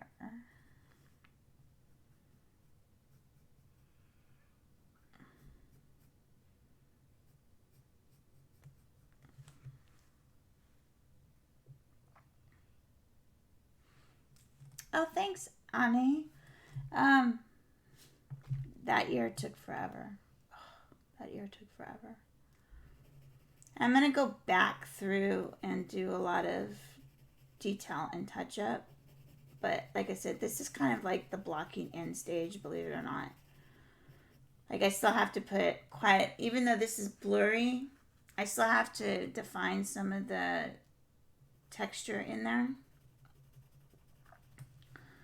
So after I get everything put in and semi the way I want it, you're talking probably a couple hours at least of refining and tweaking and stuff like that.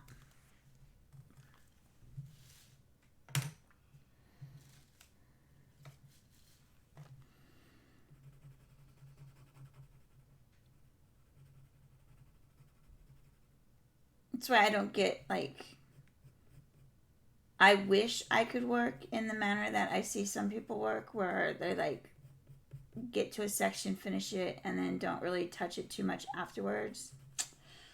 That's not me. Not me at all.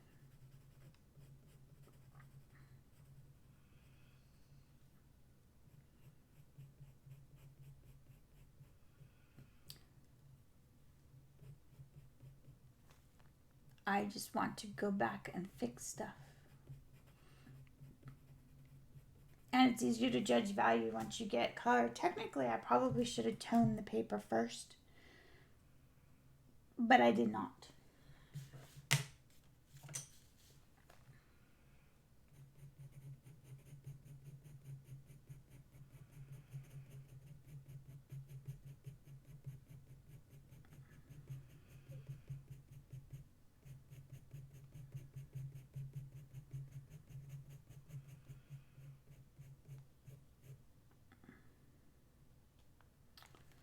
What do we have going on here? We have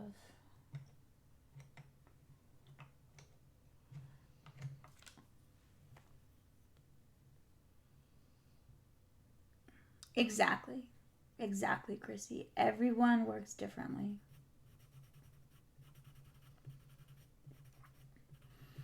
That is the cool thing about art. There's no one way to do things.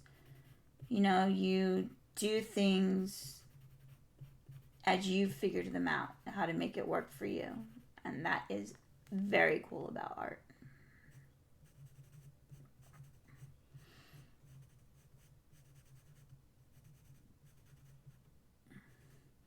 Drives me nuts when teachers are like, well, you have to do it this way. Why do I have to do it that way? I don't have to do it that way. And I typically work in a non-traditional manner anyway with pretty much anything I do. So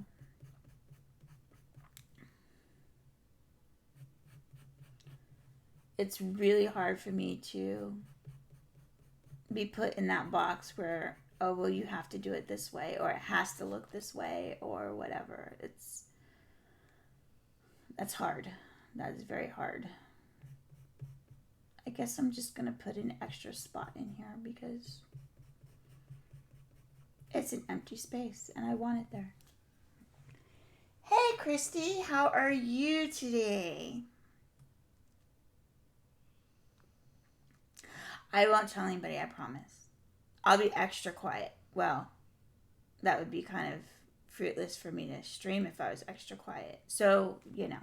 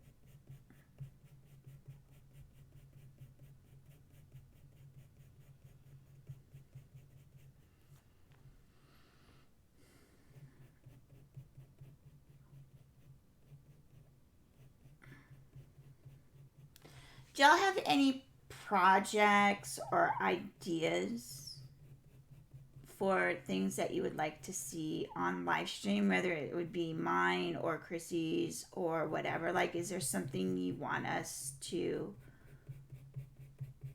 work on specifically, or specific medium, specific anything? Like,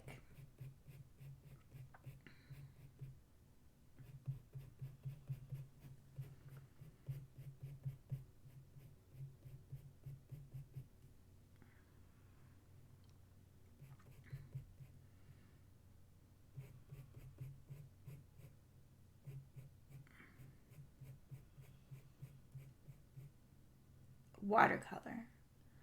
Well, you like to throw some challenges out to me, Silky, don't you?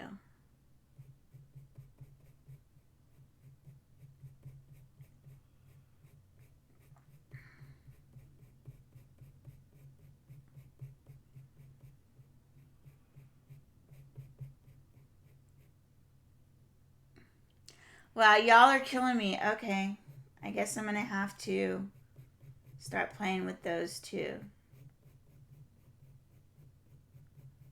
I've been wanting to. I just haven't. I guess this is a great excuse to do that. Like, what is this? Like, oh, I'm missing this little guy right here.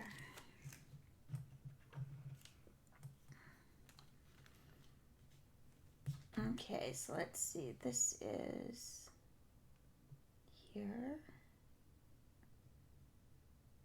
Right about here.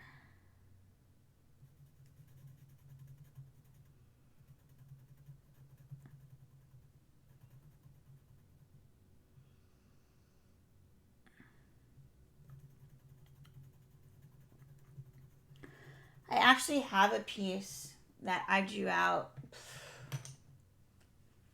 or designed a couple years ago that I haven't done because I'm not sure how I want to do the background. Like, I pretty much know how I want to do the rest of it, but I haven't done I don't know how I want to do the background, and I want to play around a little bit. I was thinking watercolor for the background.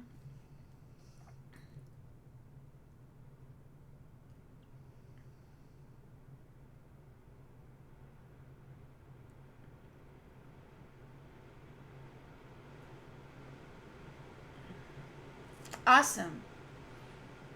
Now, transparent, I can get on board with that.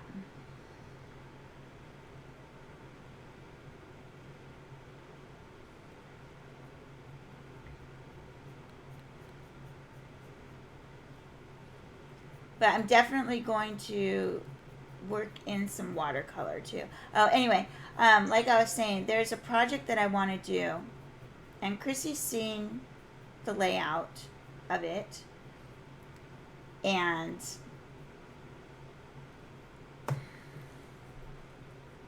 is this?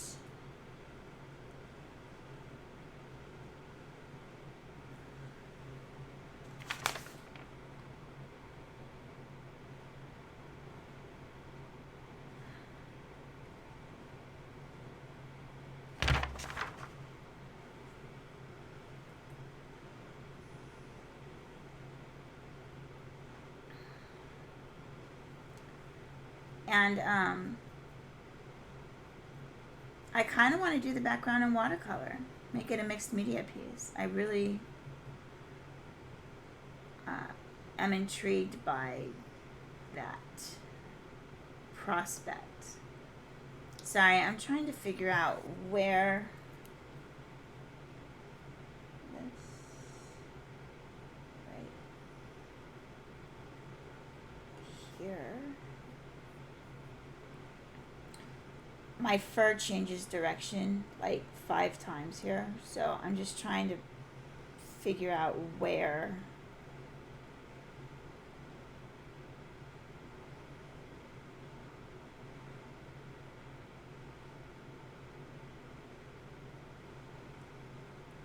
Where to put it.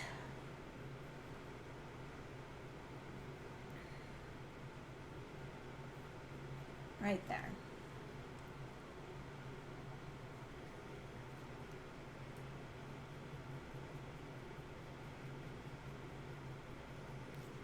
What if we did like a transparent something in watercolor?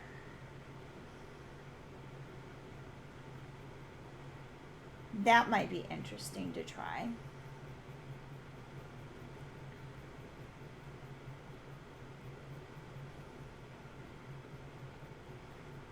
The thing about me is when I try and learn mediums, I tend to pick some of the hardest things to do to learn, because I figure if I can learn how to do it, some of the hardest things in that medium, then I should be able to do the easy things, right?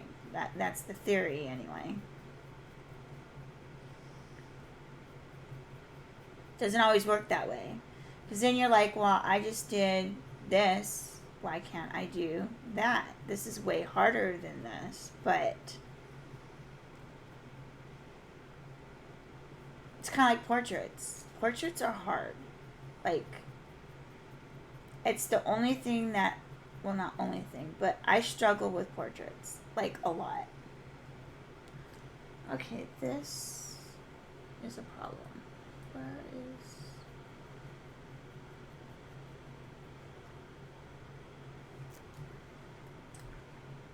Let's see here.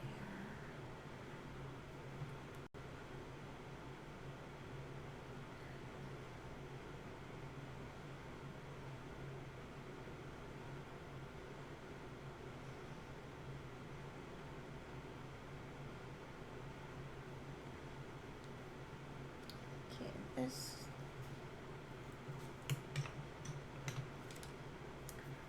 Let me throw these little spots in here.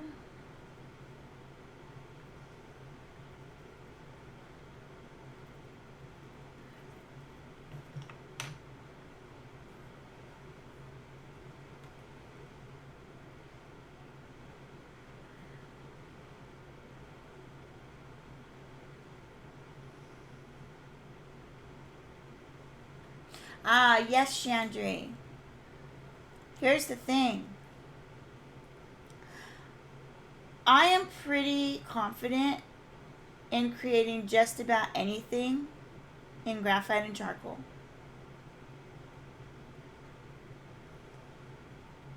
But when it comes to adding color to portraits, I finally figured out what it was.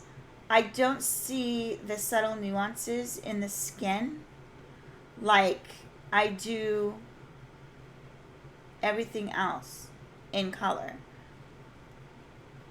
Now you give me another pretty much any subject, and I can see those color nuances and changes. For whatever reason, skin, not so much, and that's where I struggle. So it looks really, really flat.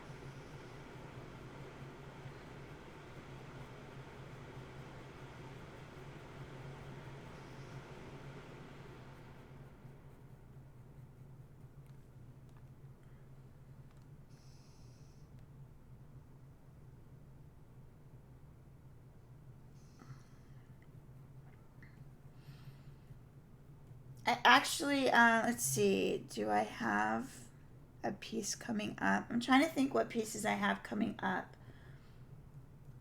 There's 2 pieces that I'll be doing that I cannot stream at all. Trying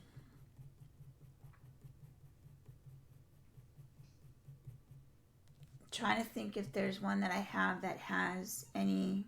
I do have a gold piece that I was going to do in colored pencils. It's a gold coin, so it's going to be a really, like a tutorial type. I've been asked by several people to do some landscape pictures in pastels, so I think I might try to do that.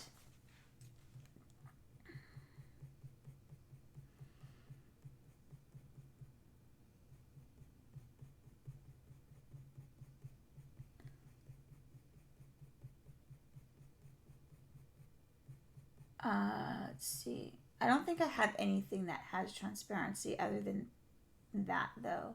So I will have to look up some references, which I have a ton of references already anyway. But I'll look them up, and then I'll try to find a good reference that I like with some sun shining through, and maybe do that in some pastels.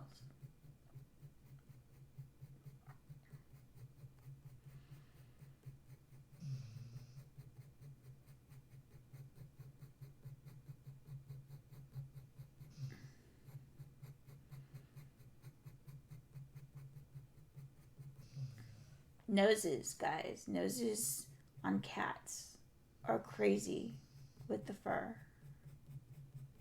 Like, let's just randomly change directions in the middle of the nose. Why not?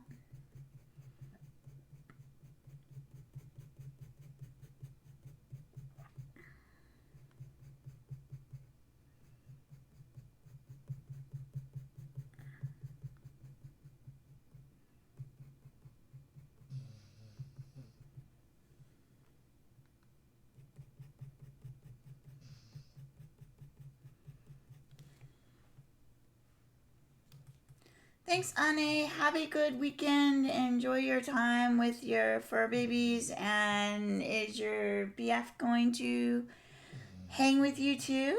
Are you guys going camping again, or? But enjoy your weekend. I'm sure you'll post lots of pictures, whatever you do. Always fun to see what you're up to.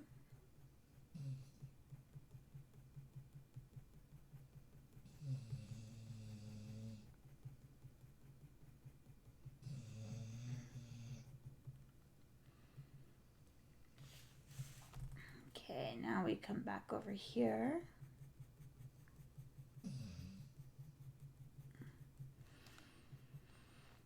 I also jump around a lot when I move, when I'm working, because I find I get tunnel vision if I don't, and then I just keep obsessing. So it's better for me to jump around. So I always jump around. Oh no, car troubles are the worst. Well, have a good weekend regardless, and we will see you next time for sure. Thanks for dropping by. Really appreciate it.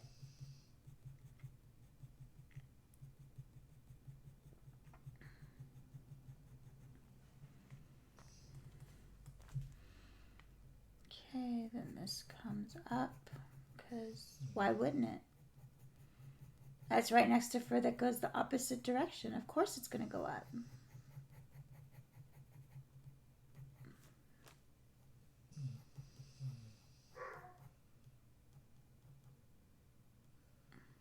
And my dog's being mouthy again.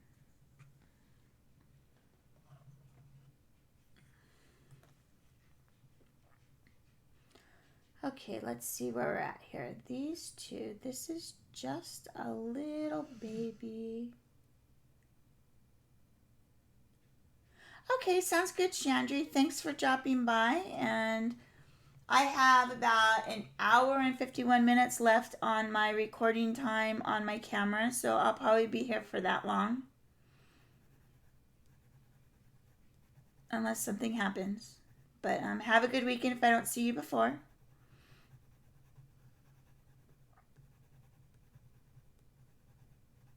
And thanks for popping in.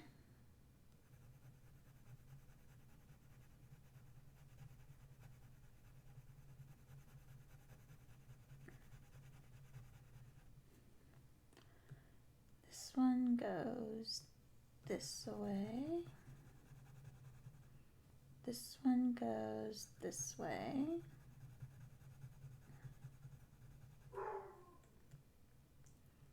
This one goes. And we slowly just change direction as we move down. There is one right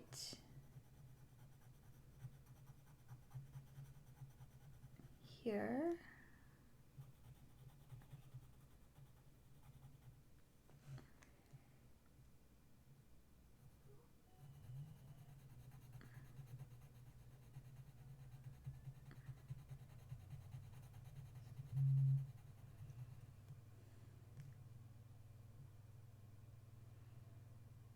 Heidi, Chrissy's always awake. You should know that. She doesn't sleep. And she's been off all week, so you know.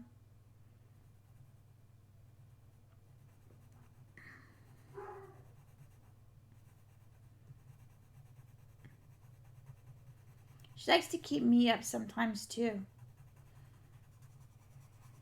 which I have no problems with because then I actually get stuff done. If it wasn't for her kicking my butt, then I wouldn't get stuff done, I'm sure. See, this one here is actually way darker than what is here already, so we'll just throw that in.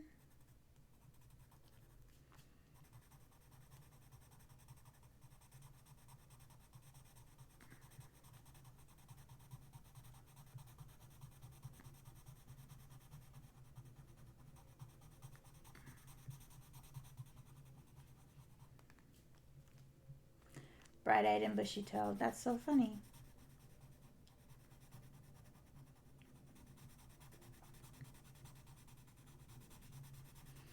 Chrissy, are you in fine form this evening again, or are we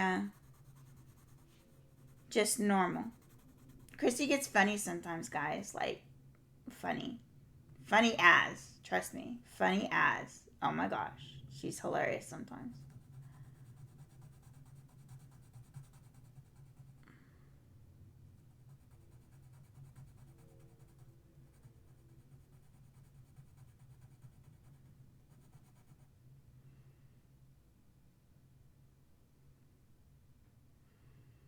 Oh, how funny. His whisker, I was just noticing on the reference, this whisker here that comes down is half black. And then it turns white.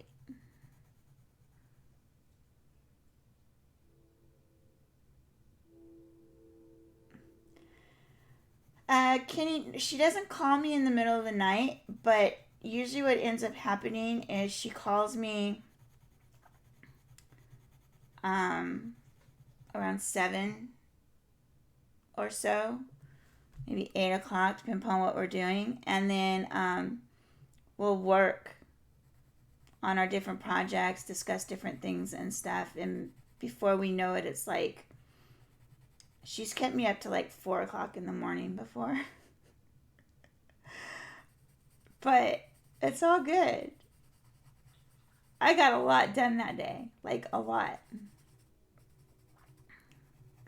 So, I have no complaints. I will take that anytime.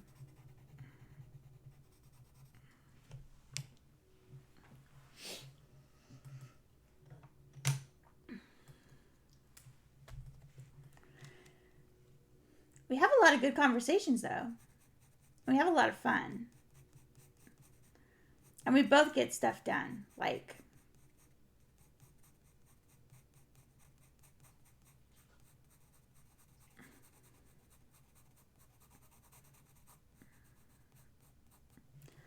oh, there is a double mini. No, that's this one. Never mind.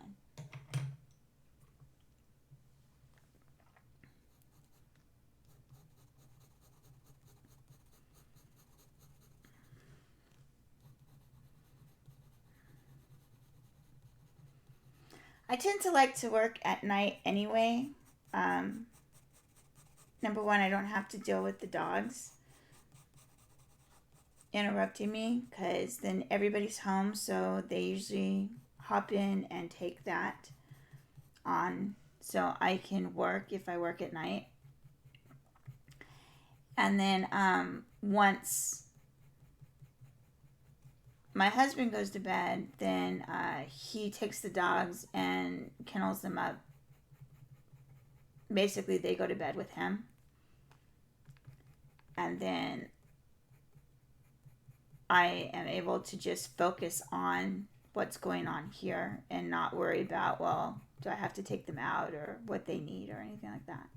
Or them just randomly barking, which is only my one. Felicity likes to let everybody know that she's around.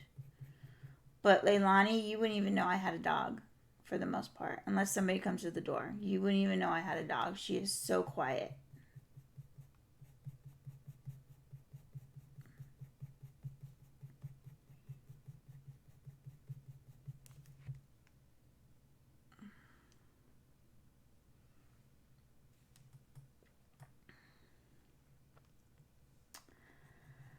Oh, see, I almost asked if you wanted, instead of streaming, if you wanted to hang while you worked, but I said, no, I have to stream. I said I'd stream when I got to the face, so I had to stream it. Because I was going to give you the choice, stream or work, but I made the choice for us. And I didn't know what time you wanted to go to bed, because aren't you doing something tomorrow with your family too? I know you got the thing on Sunday, but aren't you doing something tomorrow as well?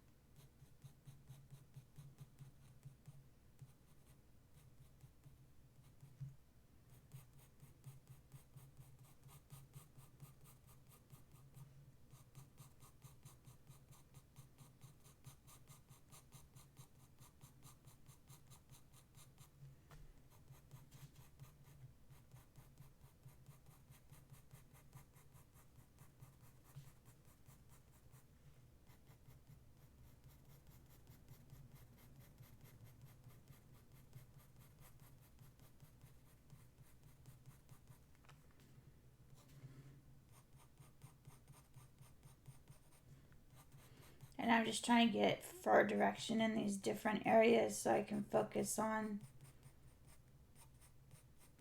the texture and values. That's what I thought. That's right. Dave has friends coming over, doesn't he?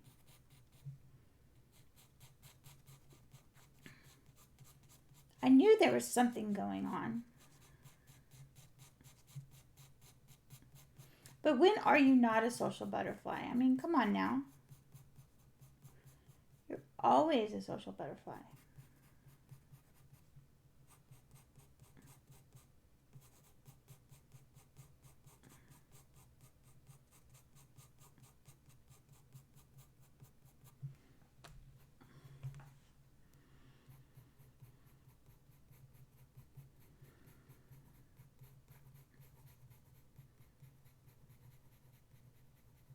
Did you have a good trip to Sydney?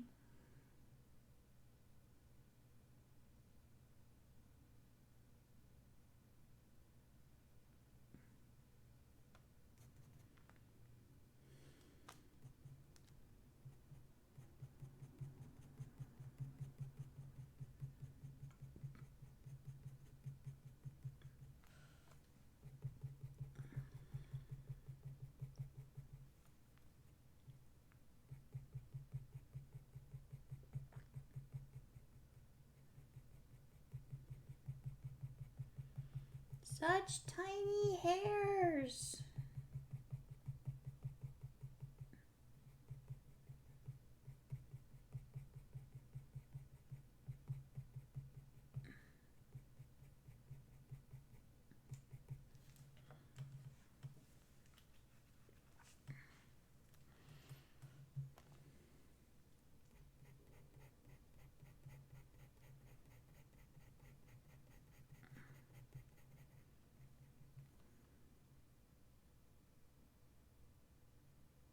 Ah.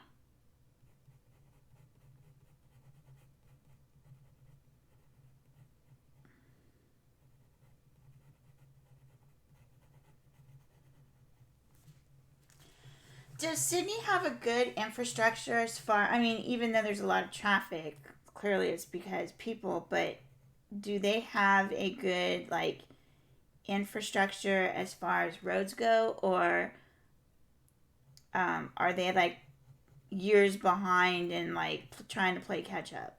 Because, like, here, our roads here are, like, just crazy busy, especially around rush hour, because they didn't keep up with the growth that we had. So it's miserable. Like, you don't want to go anywhere during rush hour if you can avoid it.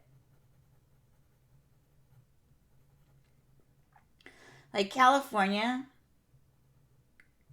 is because there's so many people. Here, it's because they didn't keep up with the infrastructure.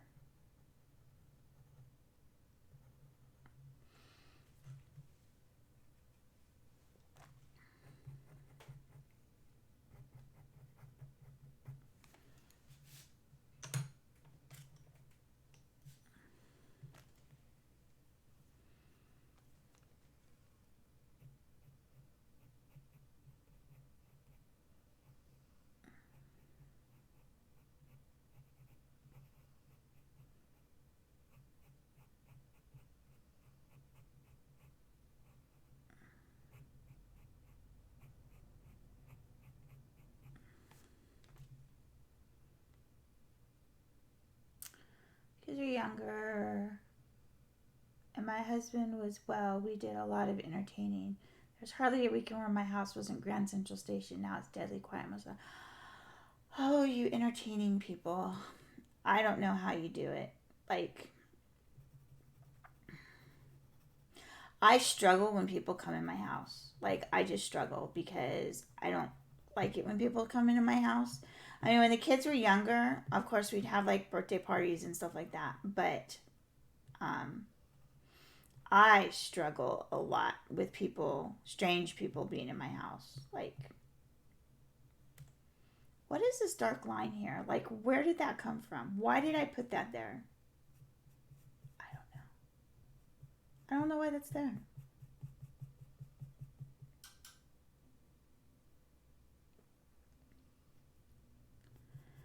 So that's something I don't get. Like, you know your city's going to grow. Why would you not plan for it, you know? But, you know, I think it has to do with government too, because they're like, oh, we're starting to see growth, so we're going to have to start building roads. But it takes like 5 years to get anything passed, to do anything. Well, by that time, it's too late. Now, this is our 5-year plan. Well, great. You got a 5-year plan that you're going to start in 5 years to get it up to where it needs to be right now. But what's going to happen in 5 years? That plan is way outdated by the time they get to it. Just don't understand government. Everything takes so long.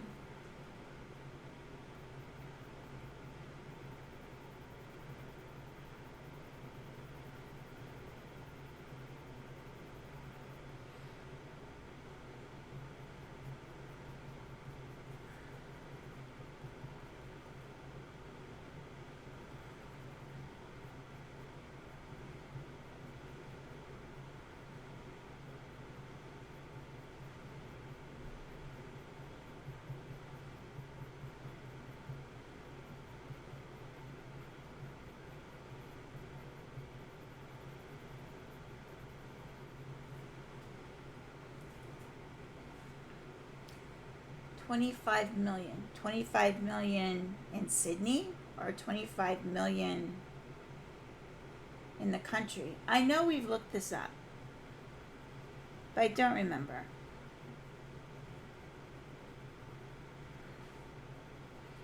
Because you and I got on this conversation as far as population goes and size of country. But I don't remember if that was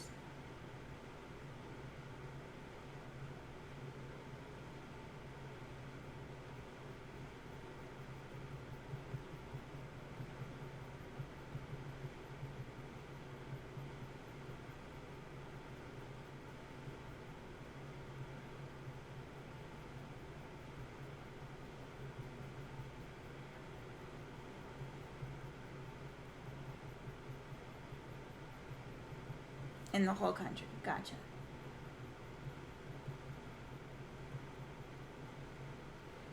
But don't you have like a lot of areas that like don't have anything though? Like it hasn't been built up or anything?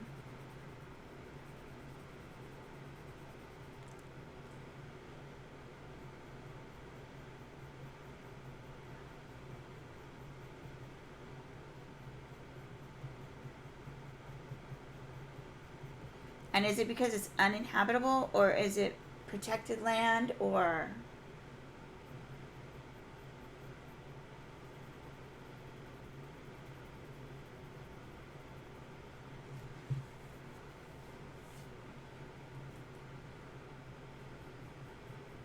all these questions, and you're not going to get any work done because I'm asking all these questions.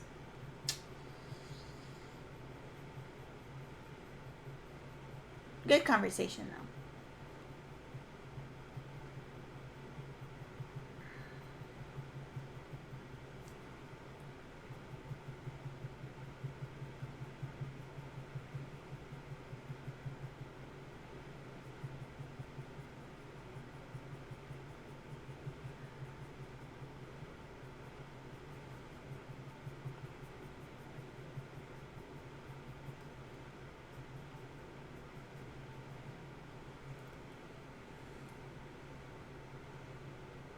Gotcha.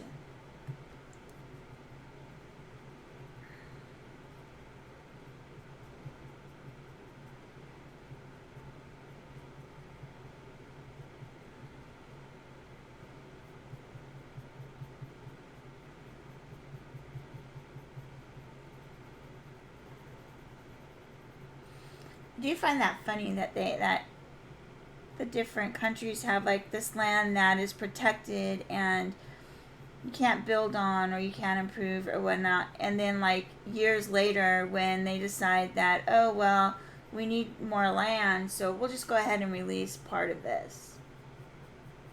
What was the point of protecting it if you're going to release it anyway?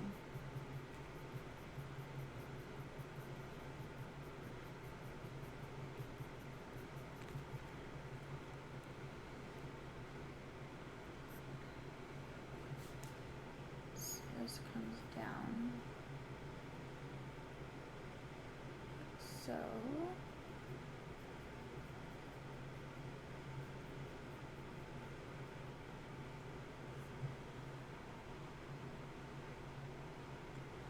thanks for dropping by, Silky. Have a good rest and enjoy your weekend. Bye, Lindy. You too. Have a great weekend as well. And thanks for dropping by. Really appreciate it.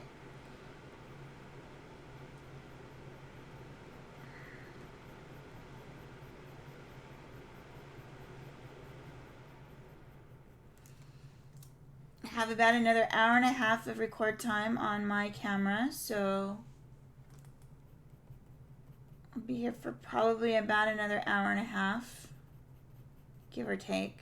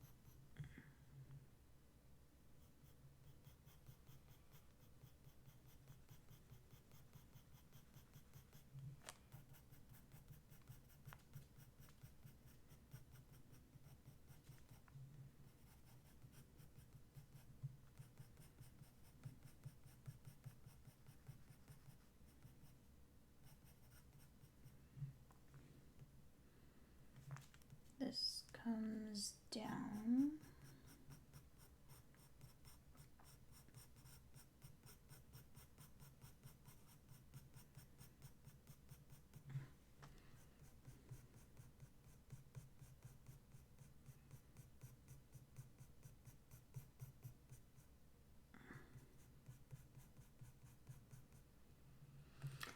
Oh, go grab a beverage. What beverage are you getting? Are you going to use your green magic bottle?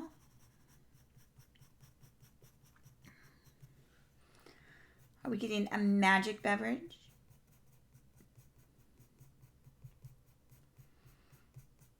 I'm going nowhere. I will be here.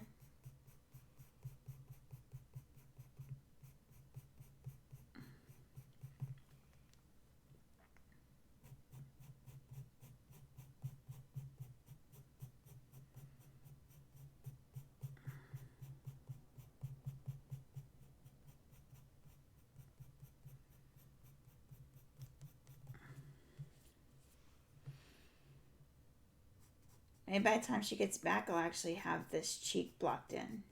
Pfft, yeah, right.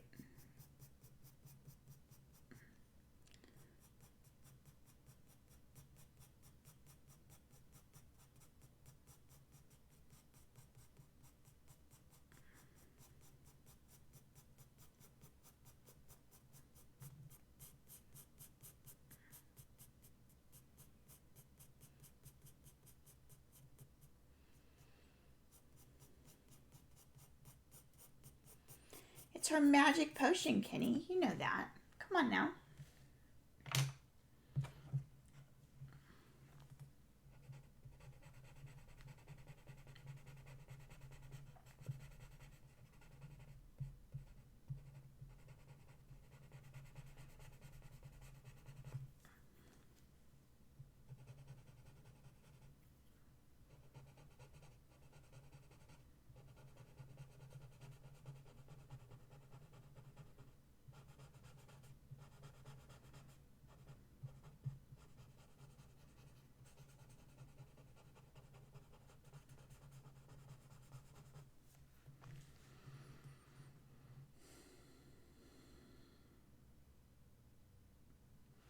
I'm telling you, it has to be. Because I don't know how she can do some of the stuff she does. Like, she has some sort of magic potion. She has to.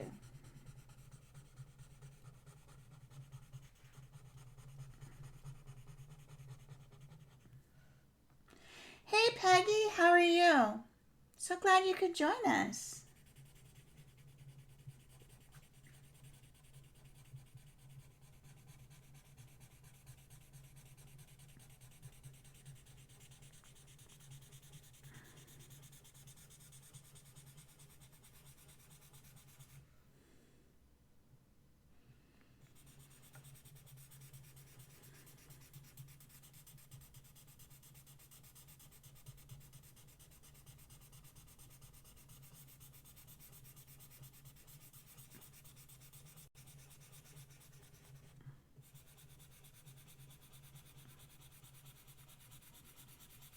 Just blending everything out here. Getting some tone on the paper.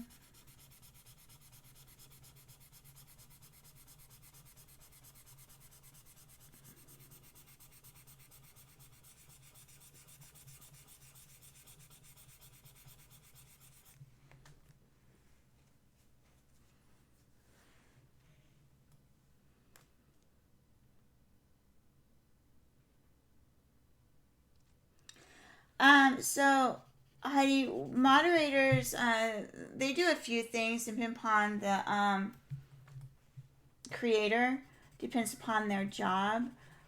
For Lisa, uh, they moderate the chat to make sure that people aren't spamming and things like that. Uh, if there's a question as to a person making comments or the comments they make, they go and do some research on those people and they may or may not block them or silence them or whatever. And then for me and Chrissy at this point, we're not big enough to have that problem. We have a really good, close knit group of people, which for the most part, most of the people in Lisa's are, you know, pretty good and really close and stuff like that. Every once in a while, she'll get a troll, but it's basically to keep from trolling. But also, you can moderators can put links in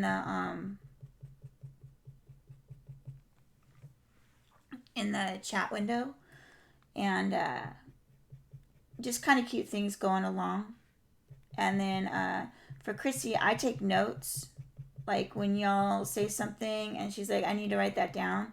I usually write it down and then I give her all the stuff that needs to be written down, or I give the stuff that I wrote down to her after the stream. So, and I do links and stuff for her as well when she wants me to put a video up or a channel or something like that. So really it's creators, whatever the creator wants the moderator to do, how strict they want to be and stuff like that. But they do have the power to boot people off the stream if they get too annoying or aren't following proper etiquette and stuff like that. And also block them.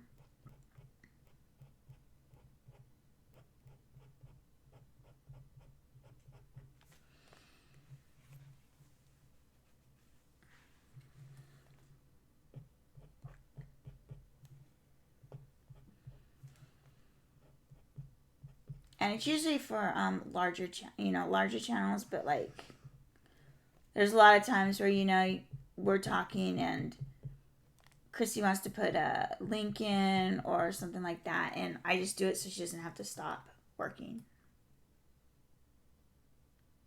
Thanks, Kenny.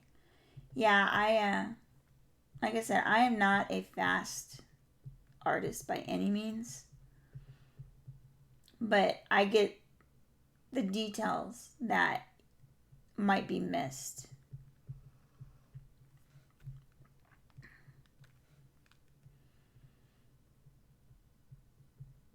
And people always say, well, how do you get the appearance that you get? Well, this is why right here, because I don't rush it. I don't see the point in rushing it. Because I don't do commission work, I don't have to. Of course, Heidi.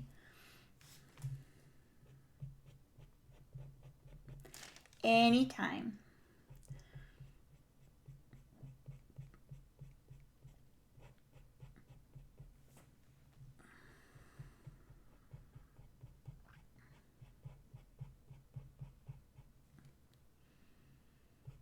Hopefully it made sense. Yes, Chrissy should learn from me not to rush. I've been working with her on it. She's getting much better. When we work together, like when she calls and stuff, she usually ends up kicking my butt to do some sort of project, and then I keep reminding her, don't rush, don't rush.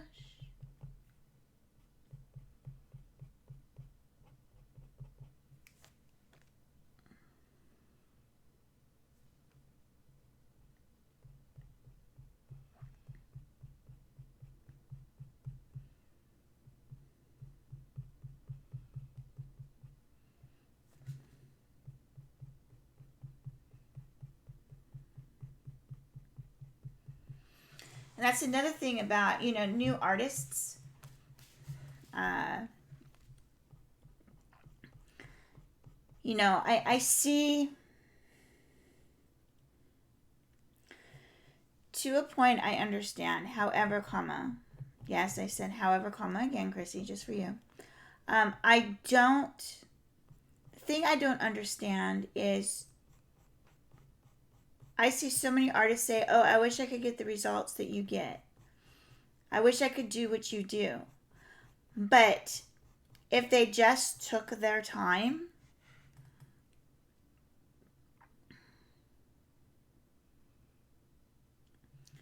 then good, I'm glad that made sense. If they just took their time on the piece and not worry about getting it done, but actually concentrate on getting it exactly how they want it to look, then they could do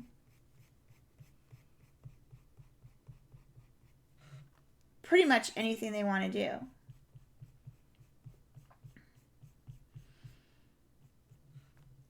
So the first thing I usually tell artists when they say I want to get, realism and stuff like that, realism takes time. You can't rush through it. I'm working with one girl off and on, and she's always rushing. I'm like, take your time. I go, how long did that piece take you? And she'll tell me, and I'm like, well, this is why you're not happy with the results, because this piece would take me such and such. And then I tell her about how much I would estimate the piece to take. I go, don't rush through it. Speed's not important. If you're following a tutorial, say, like I follow Kirsty Partridge on Patreon, and she works pretty fast. Like she can do an 8x10 portrait in like anywhere from 8, depending on how much detail she puts in. She can do it anywhere from 8 to 15 hours.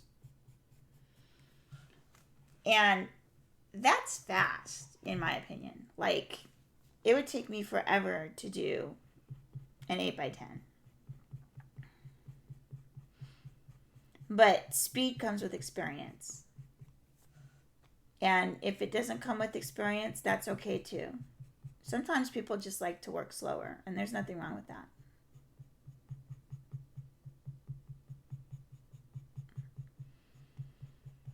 And I think I'm going to be one of those people that just like to work slower because I like getting the details and stuff like that in it.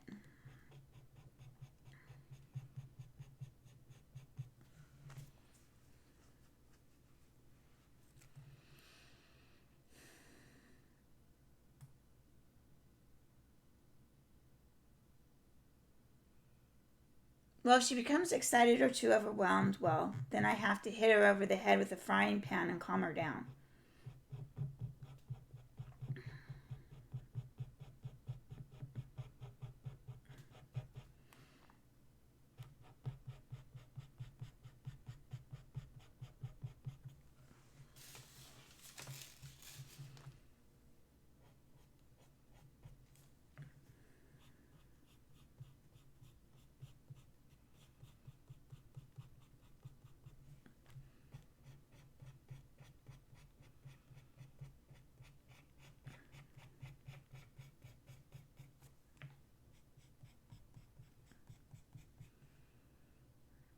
Oh, ouch.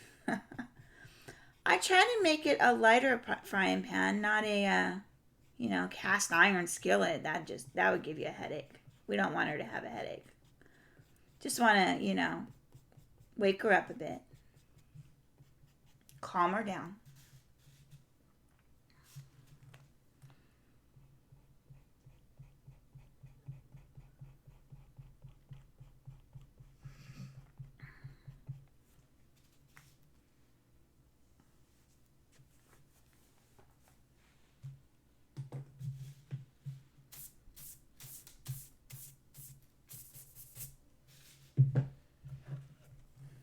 What is going on here?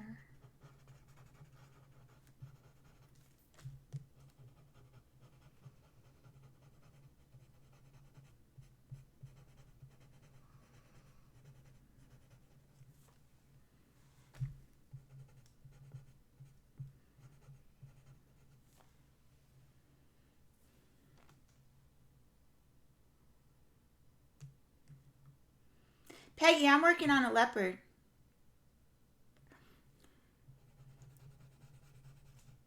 I just had to go there.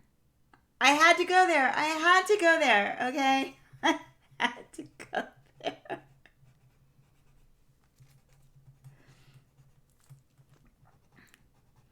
Sometimes I just can't resist. Sometimes.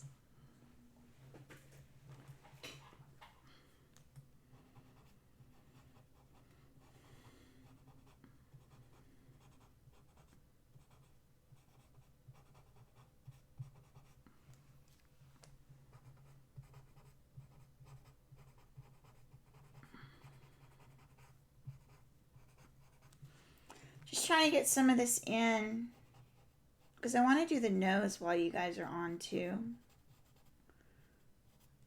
But I gotta work my way down there. I can't do the nose without doing this stuff first. Otherwise, it's going to be another live stream. I have another about an hour and 15 left on recording time, so I should be able to get to the nose.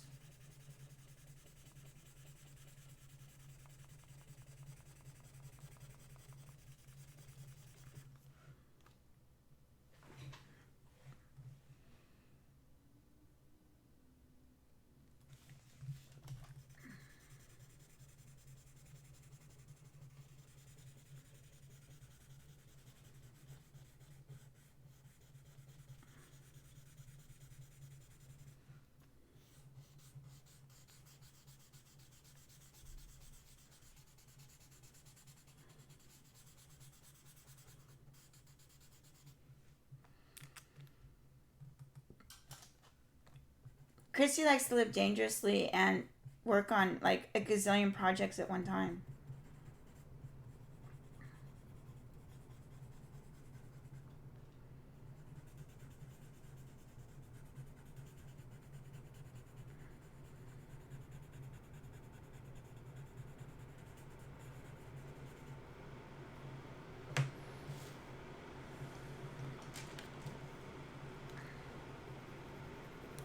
I have to tone this to make sure I keep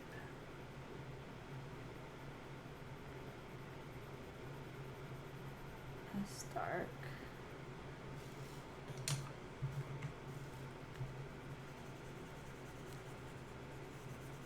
Trying to make sure I keep my map of my thing here. Okay, let's move down a bit.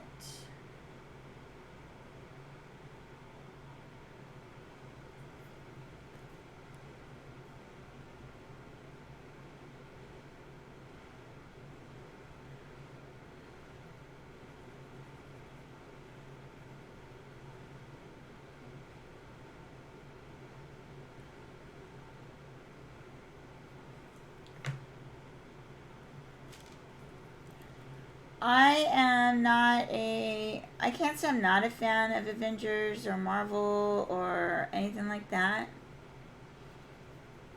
My husband's more into that than I am, but I watch it because I'm the supportive wife and do that. He is more into Star Wars though.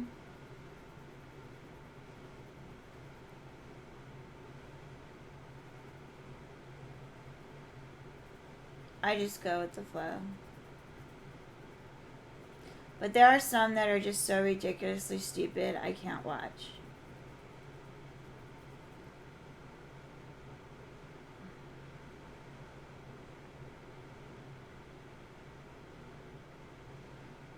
I'm missing 1, 2, 3. This.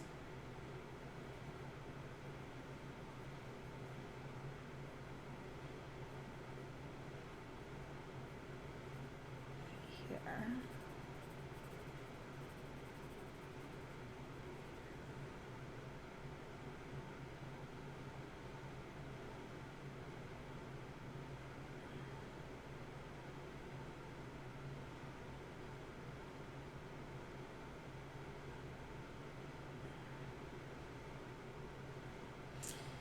See, not only that, Heidi, but then I feel pressure that I have to get them done. I have 2 pieces that I've had sitting here for over a year. And I know it's over a year because one of them I started on Chrissy's live stream. Or I did for a subject we were talking about. When we were talking about mixed media. It's still sitting here. It's been sitting here. Because I just haven't done it. And it drives me to no end crazy when that happens. Hey, Chandra, welcome back. Thank you, Peggy.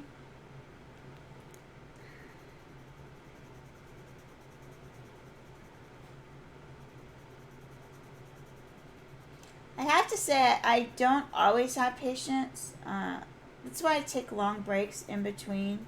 Like, I worked on this on stream, the last stream I did, and then the next day I came and I did this section and the ear, and I didn't do anything to it I didn't even touch it. In fact, I didn't even come up here for like 5 days at all. Everything I did was on my pad downstairs because I just didn't want to come up here and see it or look at it or do anything with it. And then yesterday I'm like, no, I need to come up and get this done. So I started working on it again. And then I got to the point where I started the stream yesterday. I'm like, no, I said I was going to stream again when I did the face. And then I was going to stream last night, but decided that it was only about an hour before my husband was going to come home. So I said, no, I'll just stream tomorrow. And then I wasn't going to stream. And then I'm like, no, I need to get this done as far as I can on stream. So that's how this stream happened, because I said I would do it, and that's what I'm doing.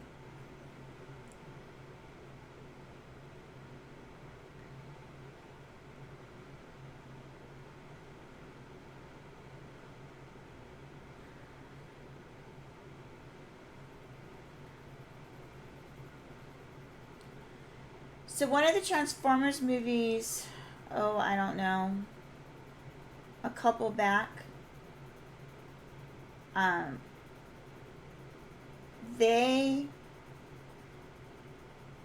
it kind of soured me on the entire industry, because, and I know it's movies and whatnot, but I grew up in Las Vegas, and that's where a lot of it was filmed, was in Vegas. And it drove me mad how they filmed it and made it look like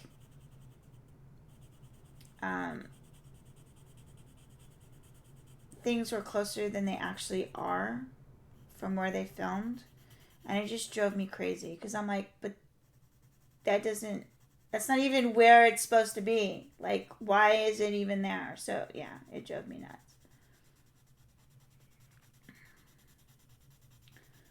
And I know it's movies, and I know that happens, but it just, I couldn't get past it.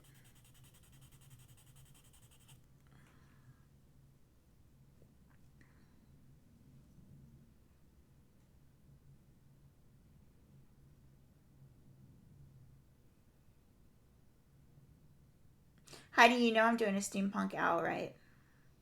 That's the one that's been sitting here for a year.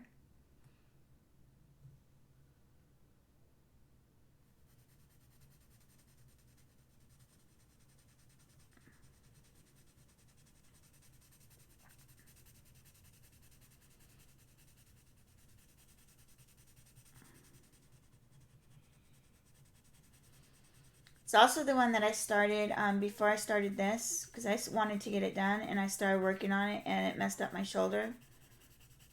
So I haven't done it since. In fact, I haven't even cleaned my palette. My palette has a bunch of crap piled on top of it.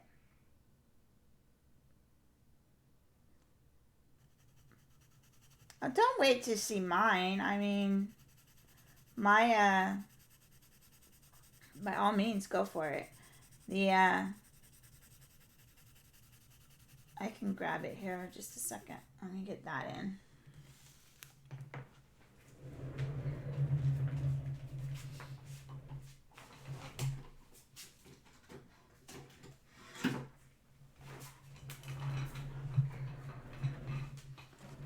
So here's mine. I have a long way to go, but there's actually 3 cogs here. And then, yeah, that's where it's at. And then this is just a scrapbook paper that I attached to a canvas. So it's a mixed media.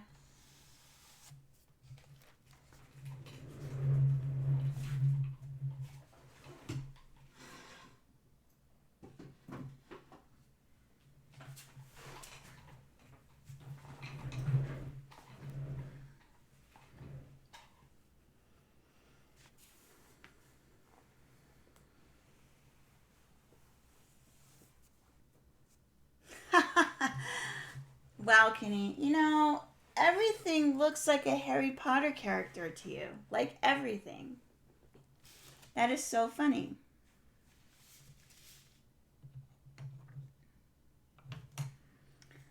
Where did my tubey go? There it goes. Well, let's throw the 8B on the floor.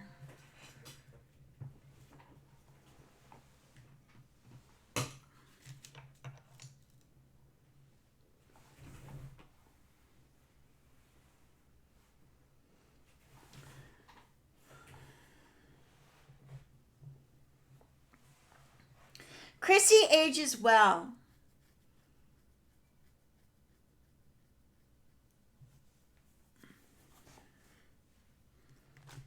She, even her son says that she holds her age very well, which I have to agree. I totally agree with that. Like, I don't think that woman's going to ever age. But if you saw her family genes, a lot of her family are that way. Like, I think it's the Greek thing. I don't know. Because they all look really good. Like, there's nobody that looks like they're falling apart at any second.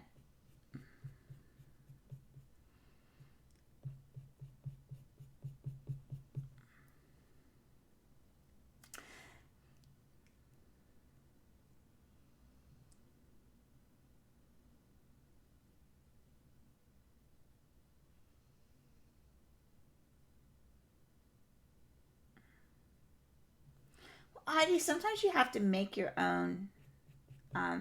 That one took me 1, 2, 3, I think 5 images, reference images to come up with. So sometimes you just have to create your own reference because there is a lot of things that just aren't out there for exactly what you want. In fact, this one project that I have coming up, there's probably about 8 reference photos for one, and I have been behind. I don't know exactly what I'm doing for the other one yet, and it has, I think I've picked out 6 different reference photos, I think. So that's what I'm saying, Chrissy. Yes, they look great.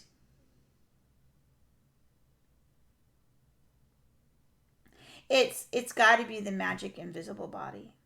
I mean bottle.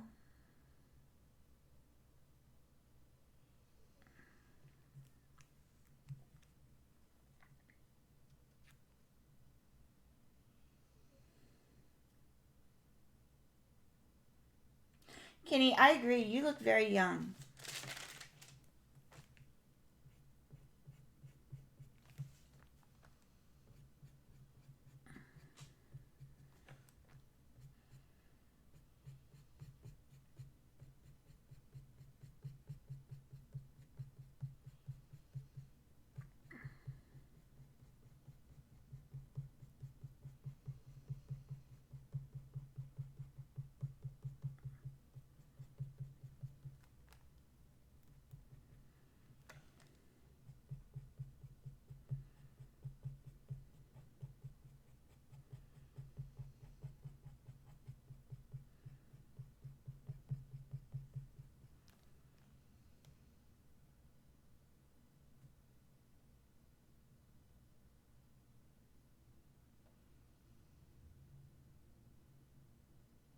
We're all forever young. Yeah, I wish. Because my mom runs circles around me. And my kids are worse off than I am. And I'm not in that great of shape. So, you know,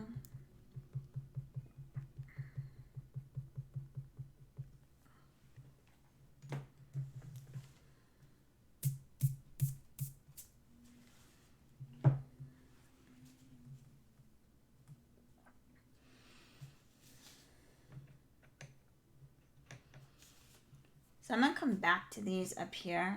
Like I said, I'm going to try to get down to the nose, but I don't want to do the nose until I get this fur in. So I'm going to do the fur.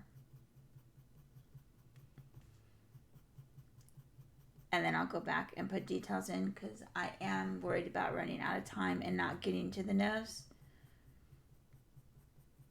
And I'm not planning on doing another live stream of this particular piece, but I want to do the nose for you guys. So we'll just play it by ear here.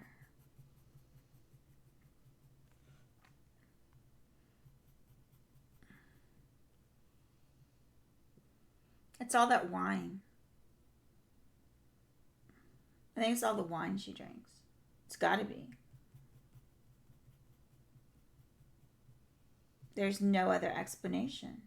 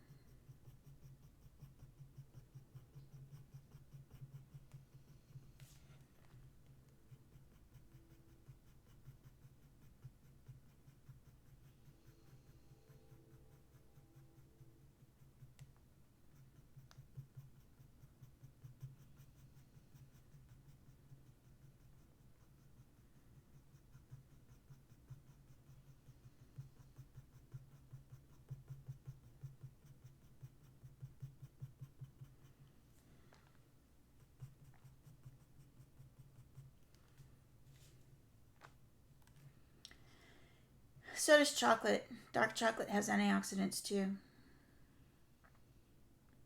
It has to be dark chocolate.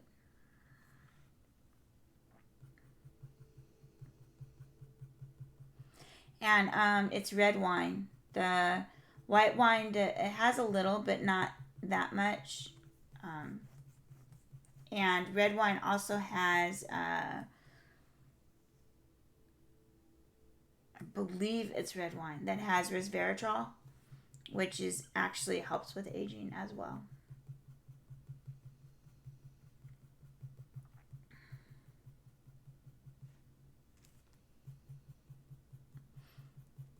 But it's a natural resveratrol instead of the man-made resveratrol. I believe it's resveratrol.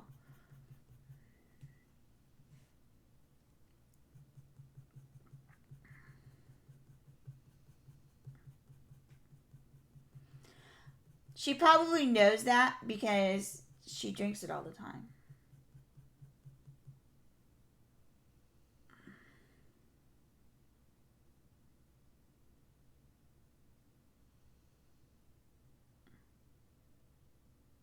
Peggy, are you directly in St. Augustine or are you just outside St. Augustine? I love that city. There's that Mexican restaurant. I don't remember the name of it. I don't know that I'd like it anymore, but I really like the Mexican restaurant that is down in the main drag by the water. It's on the second. Well, it's on the second floor, but it's by that those shops or whatever on the street. Those street vendors.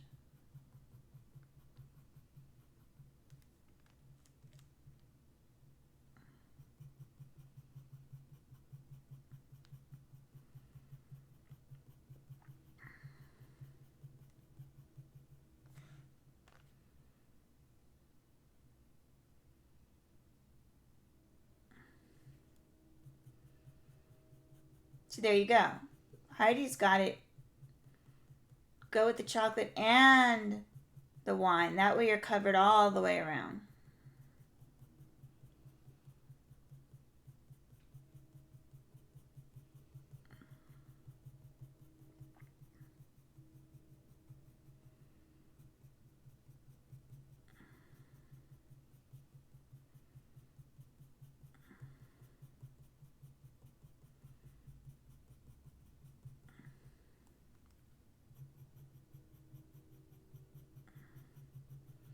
I also like the mall right outside. Is it right outside St. Augustine? The outlet mall. Really nice outlet mall.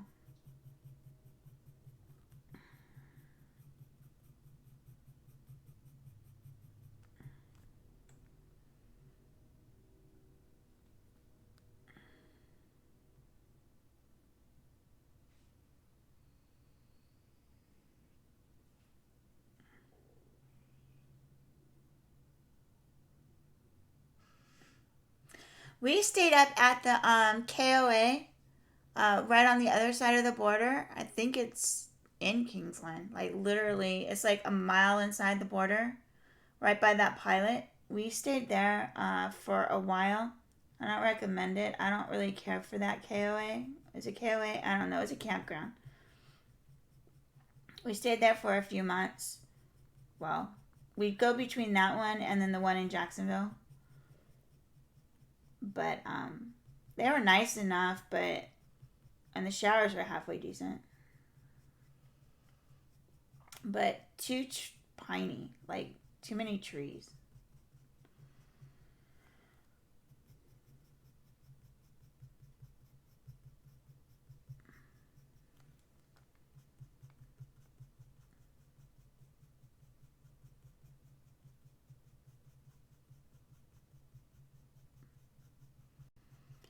So then we went back down to Jacksonville and stayed in the park, the RV park on the north side. Stayed there for like 3 months.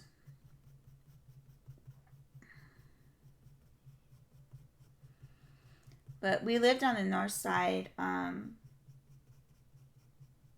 for like 3 years. So we were familiar with the area.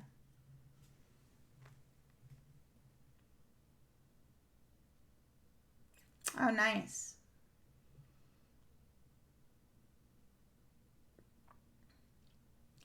Yes, mosquitoes, sap, you name it. It was a hot mess. Like, and we got the trailer, right? So, okay, I'll give you a little bit of backstory. So we ended up in Jacksonville because my husband was in the Navy, and we bought a house and all of that. Well,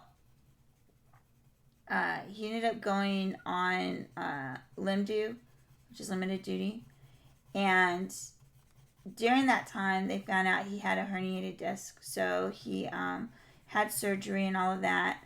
And when it was time for him to go back to his seat duty board, they didn't release him because he was still under doctor's care. He still had like a couple more months under doctor's care. So his detailer said, if you can't go back out to sea, then you will be getting out. So he essentially passed his sea duty screening, but they said he couldn't go back out to sea yet because of his being under doctor's care. And so they notified us on Monday that he wasn't going to be able to go back out to sea. It was like Monday or Tuesday. And he was out. Thanks, Chrissy. Yes, Pecan Park. That's exactly where we were.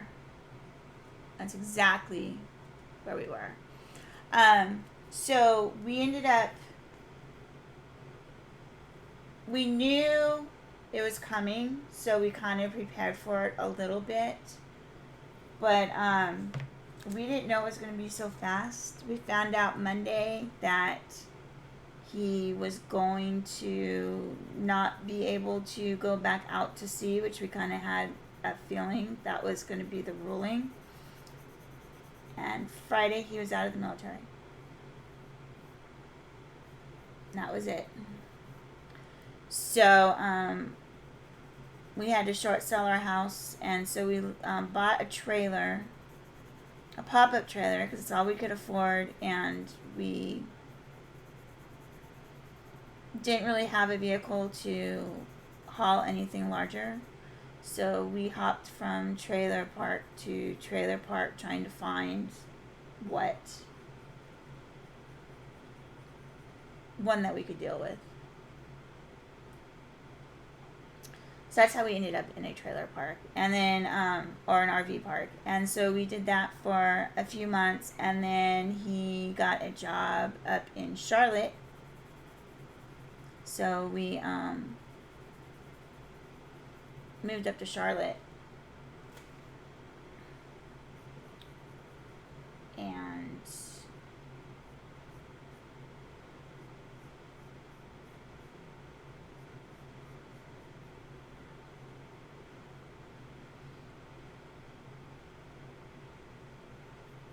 that's kind of how we ended up hopping from trailer park to trailer park. But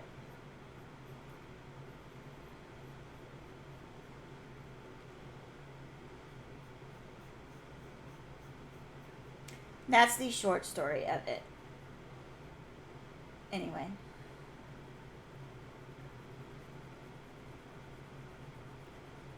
And then the way we ended up moving here is the job that my husband was doing, they decided they want to Kings Bay Navy base here. Yes, Kings Bay. Familiar with that. I know, it's crazy, isn't it? Like, we're all over the world, yet we're not. It's the weirdest thing. So we moved here because my husband, the job that my husband got in Charlotte, they decided they were going to take their workforce to Mexico. So they laid off a bunch of people. It was just a series of bad circumstances. Anyway, so my kids and my ex were here. And I said, well, why don't we move down there so that way, because I knew he was coming up with orders, or for orders soon. So I said, why don't we move there so that way if they want to stay and finish out their school, they can. So,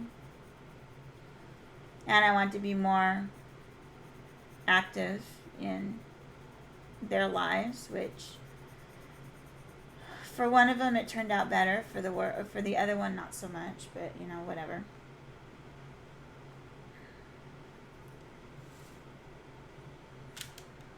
So we ended up here, and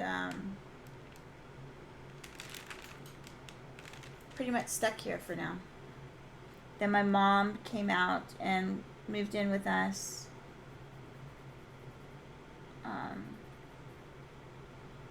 5 years ago. 5, 6, 5 or 4. Let's see, we've been in this house for 5 years, so 6.5 years ago, 6, something like that. She came out, and once my dad died, she came out and decided to move in with us, and now we're all kind of stuck here for a little while.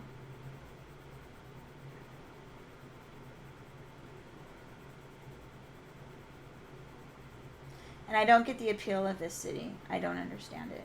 I just don't get it.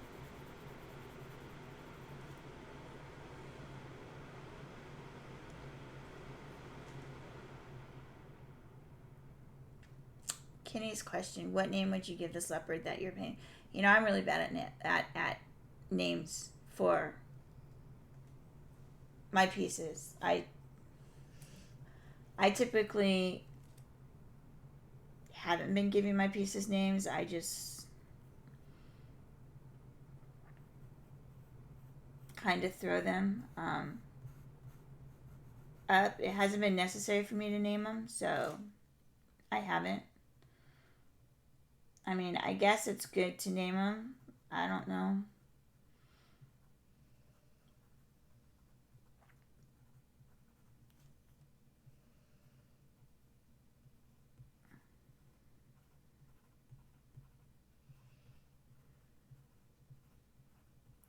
So as far as how important it is, I mean,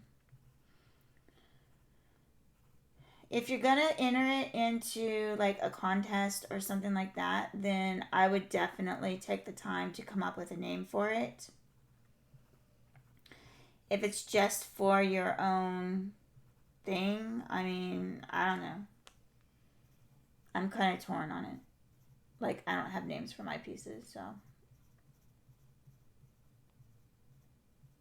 And they're hard to come up with. They are hard to come up with. I There are a couple pieces coming up that are very specific, and I will probably name those. But I don't know. We'll see. See, Heidi, I'm the same way. I like my names are like homeless man praying. Like I have one that's homeless man praying, right? And Tim's like, you should name it this, and he came. I go, oh well, that's a much better name than what I came up with. I'm like, where were you when you know? So I mean, I can change it because I haven't really made it. Really? I haven't really made it public or whatever you want to call it, but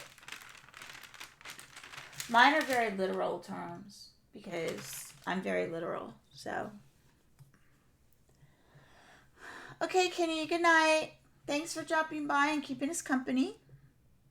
We will see you again very soon. My neighbor's a neighbor. He's currently in the same situation with his back as your husband was. He's up for chief, so he doesn't want the Navy to know how bad he needs surgery. Yeah, it's...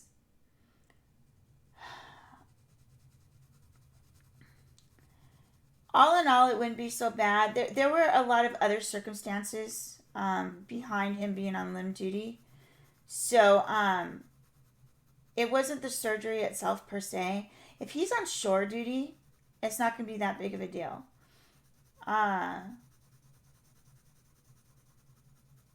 But if he's in a sea intensive rate, then it's going to be a big deal if he's not going to be able to go back out to sea for an extended period of time.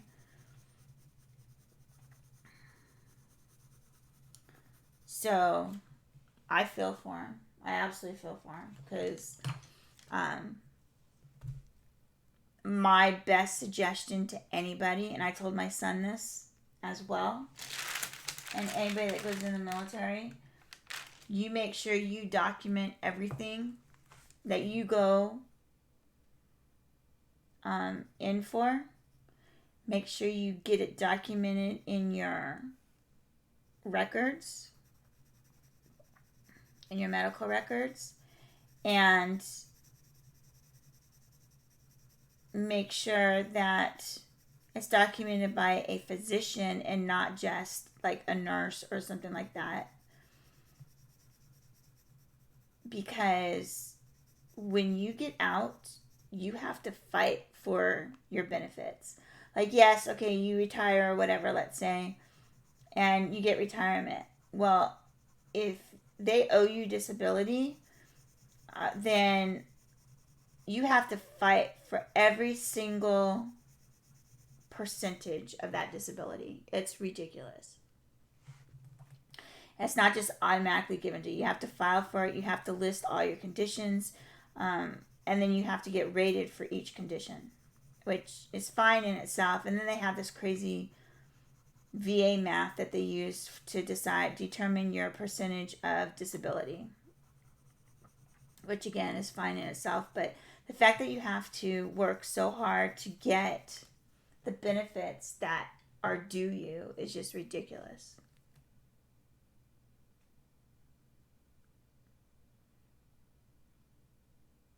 That's a good point, Heidi, that naming abstract might be more ideal.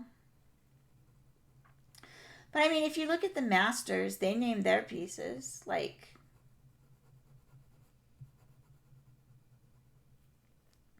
or did they name their pieces, or is it something that we gave them? I don't know. Did they really? Like that one called Scream. Did he really name it Scream? Or is it something that we gave it? It's got to make you wonder, right? Like, who actually named it?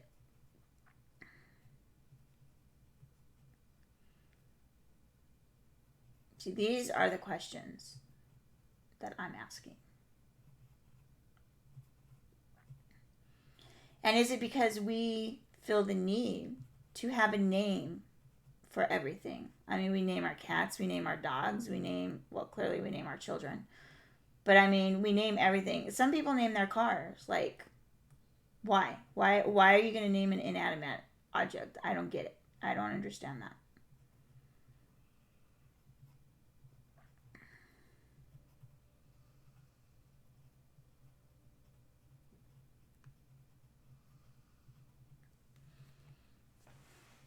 See? That's what I'm saying.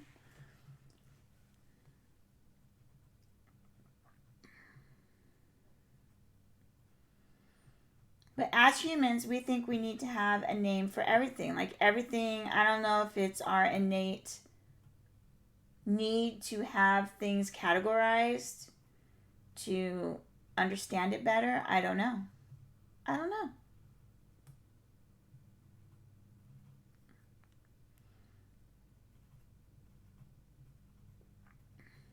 And by the way, Heidi, I'm really liking those.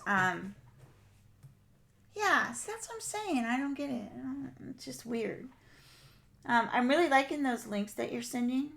So I really appreciate it. I know I haven't written back. I've kind of been off the grid a little bit. Like, I haven't really been keeping up too much with Facebook or anything this week. Trying something new. And it was a rough go at first with some stuff that I was dealing with, but it's better now. Sometimes you just have to take a break.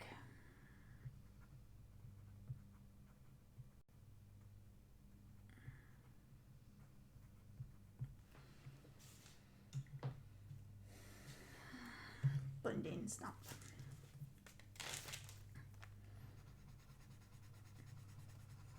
Yeah, I just don't get it. My parents used to name their cars. I'm like, why are you naming your car? That's dumb. And then my husband named his Mustang when he had a Mustang. And I said, why? Why are you naming a Mustang? It's a car. He really didn't give me an answer. He couldn't really, I don't know. I just don't get it. So if anybody's watching the stream and you guys understand the whole naming of your vehicles or whatever, clue me in. I want to know because I don't get it. Like, what's the point?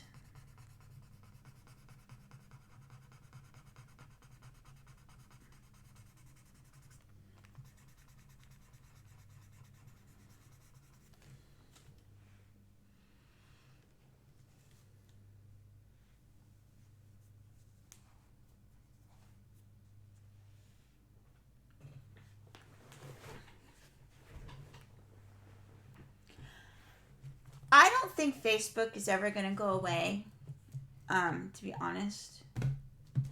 Well, it might, like, a long time from now. But, I don't think it'll ever, like, right now, it's, as the younger generation says, it's more for old people. Well, I guess I fall into the old people category because that's where my generation tends to hang out. And I know a lot of younger generation people still have Facebooks and stuff too, so but everybody has their preferences of the social media networks that they like to use, and that's cool.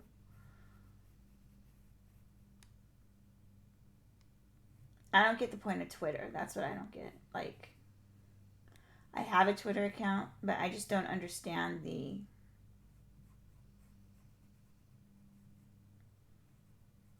overall point of it. Like, why am I gonna tweet? Like, because you're limited on your characters.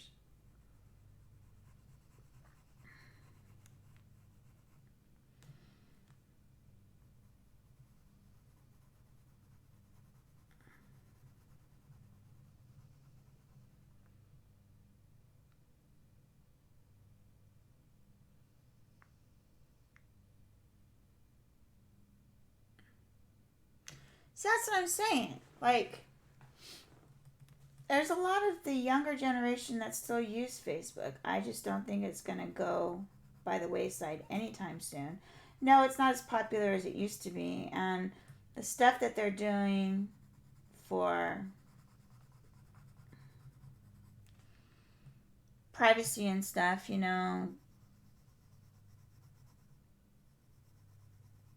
isn't always the greatest, but whatever. People can find you if they want to get your information bad enough. You don't have to be on Facebook or any of that to get your information. There's so much stuff out there that's public record. They can get whatever they want. They can get your social security number. People are like, oh, well, my personal information went out. Well, I tell you what, if you want it bad enough, you can find out if you own a home, if you have a driver's license, any of that. You can find that out easily and get the personal information on the internet if you know what to search for and what sites to use. It's that easy.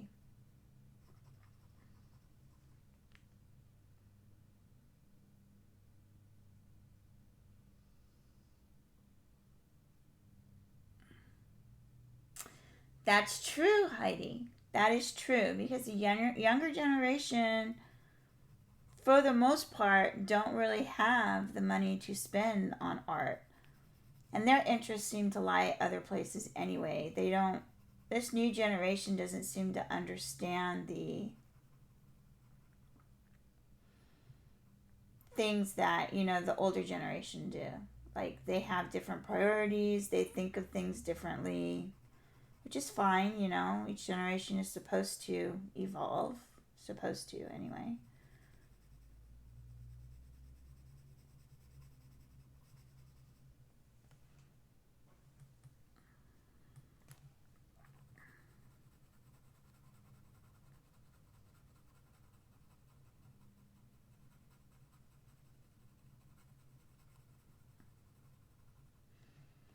So at halfway through this piece, I decided I should have used a different paper. So for my next piece, I will probably use a different paper for my next, unless it's a portrait. This is really good for portrait, but yes, algorithms on the internet are crazy, and the stuff that you can find is just mind baffling. Like, and I'm pretty good at finding a lot of information on a lot of subjects, and usually pretty quickly too. I just have this like my husband will say, oh, I'm looking for this, okay, and I'll pull it up in like 5 seconds, and I'll be like, how did you do that? I'm like, well, I don't know. He's like, I couldn't find that. Well, of course you couldn't.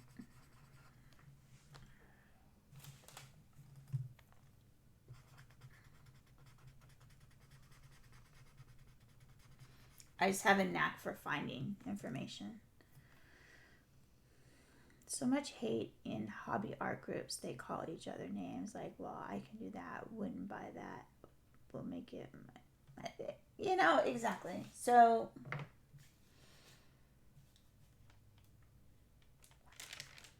and in my view, it's not a competition. Who cares if, somebody else can do it, or, fine, you can do it better, then do it, but you don't have to be hateful about it, I mean, I see some pieces sometimes, and you can ask Chrissy. She laughs at me sometimes. We'll be on, and I'll be scrolling through Facebook or something, and I'm like, what are they thinking? Like, why? And then she'll be like, oh, here we go again. But, yeah. But I mean, in my opinion, if you can't help a person with improving, like if they're asking for improvement and you can't help a person, or you can't be considerate and nice and be helpful, then why are you going to post anything anyway? Why are you just going to bring somebody down? Like, there's a lot of art that I see. It's not my style, and I don't particularly like it, but that doesn't mean I'm going to say, oh, well, I don't like your art or whatever. It's just not my style. You know, it's fine for what they're doing. And if that's their goal, then, you know, and that's the way they want to do it, that's fine. But I'm not going to bring somebody down. You guys are so funny. I'm just really good at finding information. I don't know. I've always been good at finding. Even like before the internet and you had to look in books. Okay, yes, this did happen. For all you younger people, you know, you had to use a card catalog and all of that. I was really good at finding stuff then too.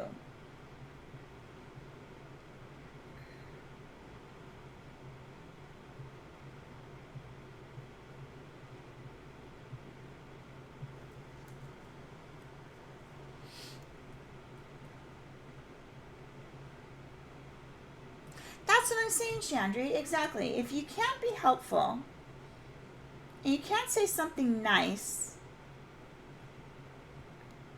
then why even open your mouth, right? I mean, I know some people like to or thrive on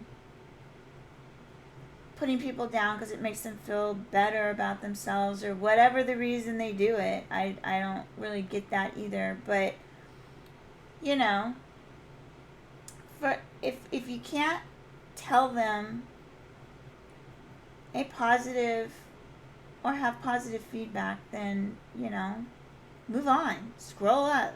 Just keep scrolling.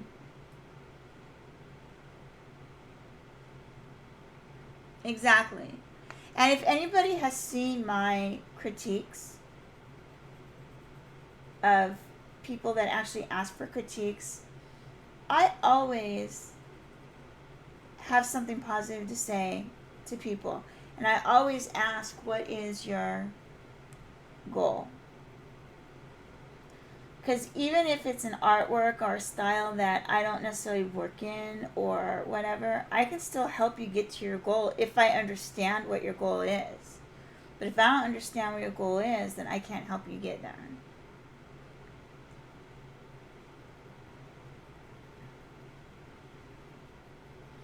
But I usually always start with something positive, and I always end with something positive.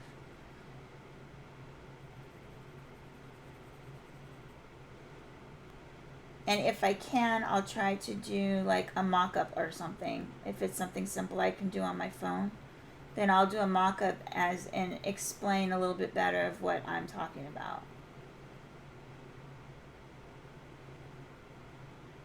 Just to give the people idea.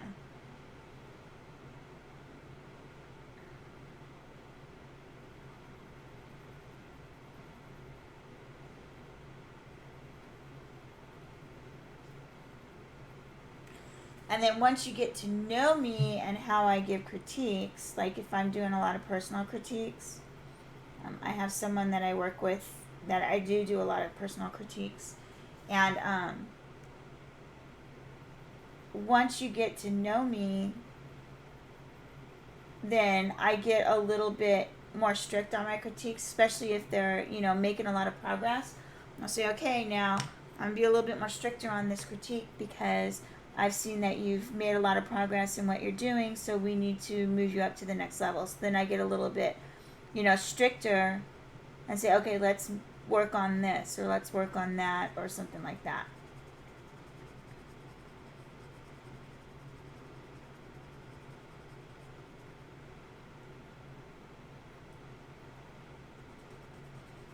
But I would never discourage somebody from creating. Whether I like the actual art piece or not, I'll never discourage because I've been discouraged too much with things that I wanted to do. And it never came to flourish because I wasn't able to get that support. So it is what it is. But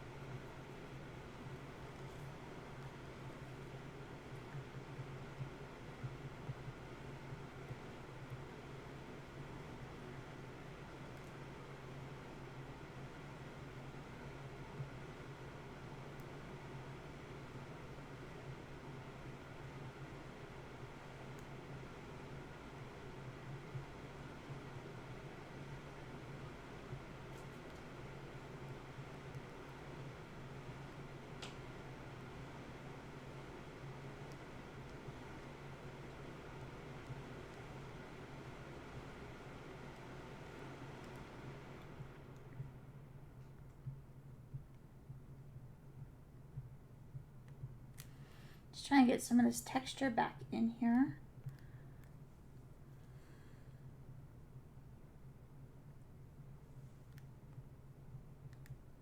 And then I'll tone it back with the blending stump once I get it in here.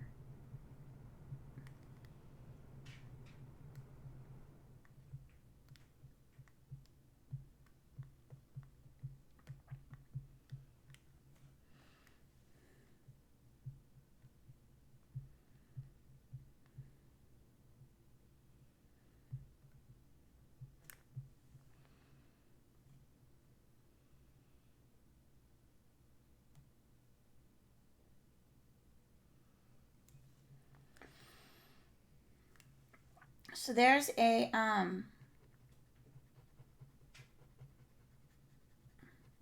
store here in the United States that has live streams.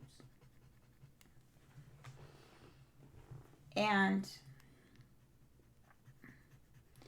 everybody really, really likes this person that does the live streams. And I'm still trying to figure that one out. But anyway. She has definite opinions. Because her job is basically to highlight, like they'll have a theme, and then her job is to highlight products to use to complete a project, or the project that she did, or example, or whatever, right? And then she might do a little bit. Well, she has some definite opinions on ways to do things and supplies and stuff like that, which in it of itself is fine. However,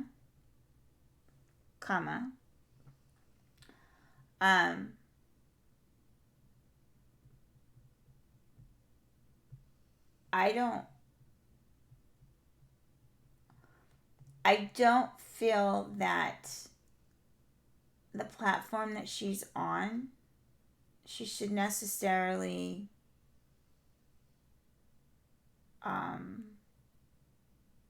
express those opinions all the time. I don't know how to explain what I'm trying to say.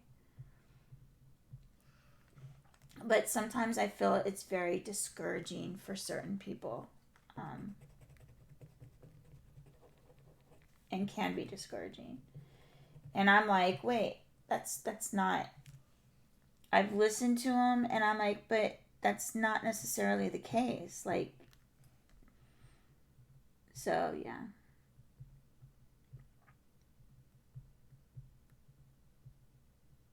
I mean, she's nice. And one thing I do like about her, though, is she goes on to the chat, because she does it on Facebook. And afterwards, it might be a couple days afterwards, but she goes on to the chat and she actually answers all the chat. So she goes through and reads it, which is really cool. Something that a lot of creators don't do. So I really like that. Let's see.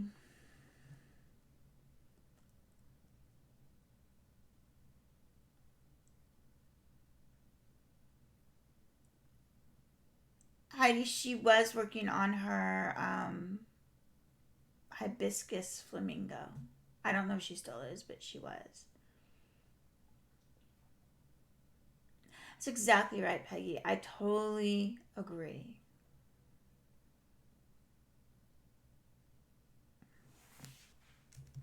I totally agree.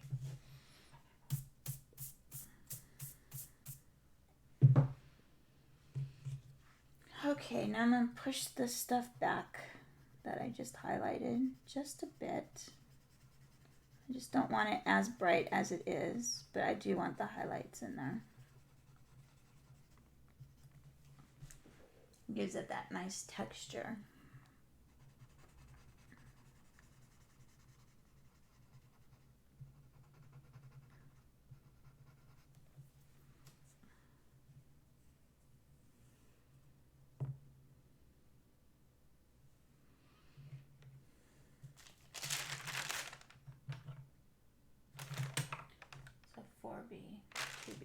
2B will work. So that's my take on that. Like,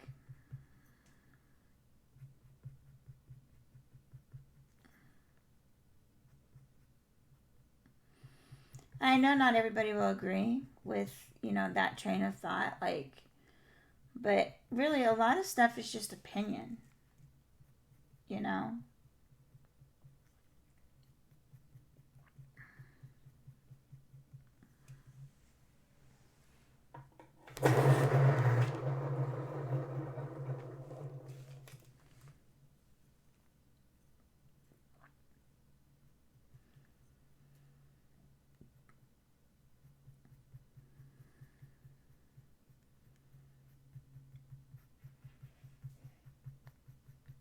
These hairs are so small. Actually, they're larger because it's a big piece, but I want to make them small. I want to make them small. Tiny, tiny, tiny, tiny.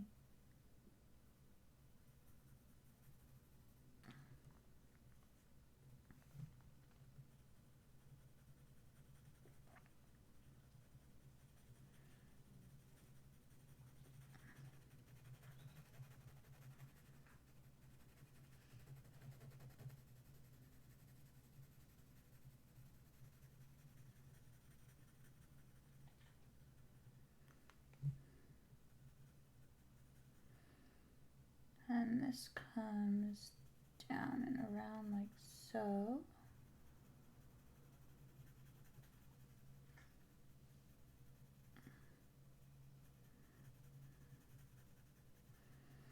Peggy, she said she's going to do the flower on stream, so my guess is Wednesday she'll be doing the flower. I'm just guessing here.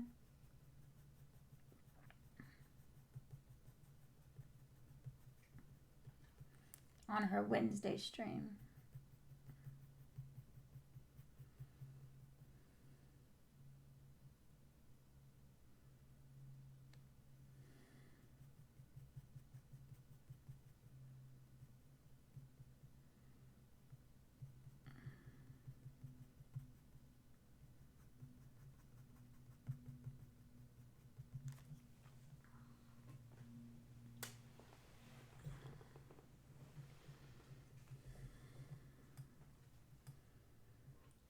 What is this? 2B. Okay.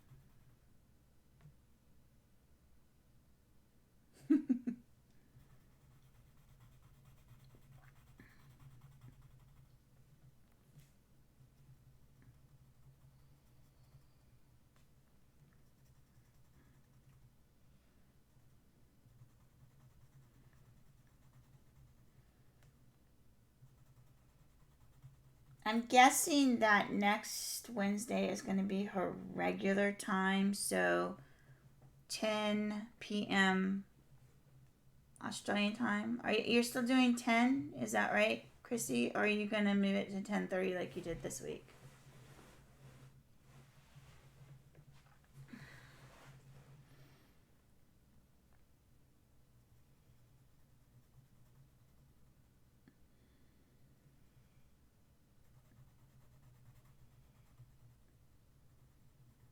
I figured since you're going back to work, I would assume 10. Yes, 10. So.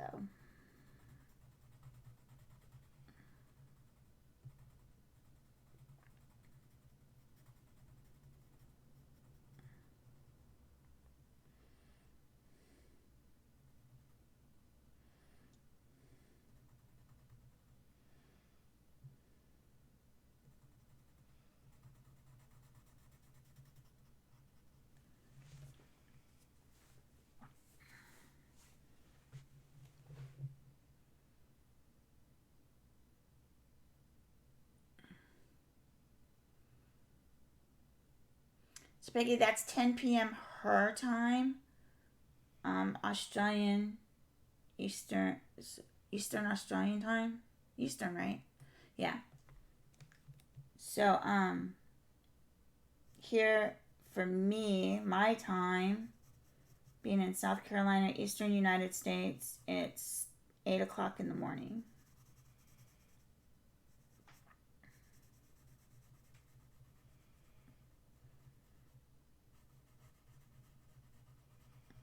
On Wednesday morning.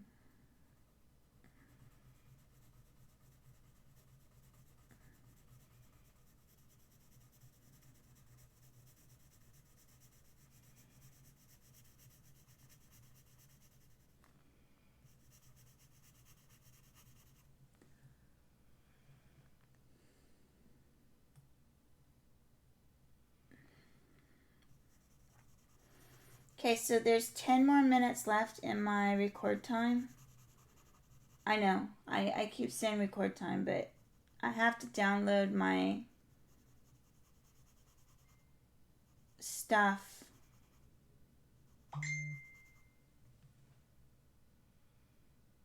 when, before I can continue moving. So, we have about 10 more minutes of the stream left. Just so everybody knows. So if you have any additional questions, be sure to ask and we can get them answered before we stop.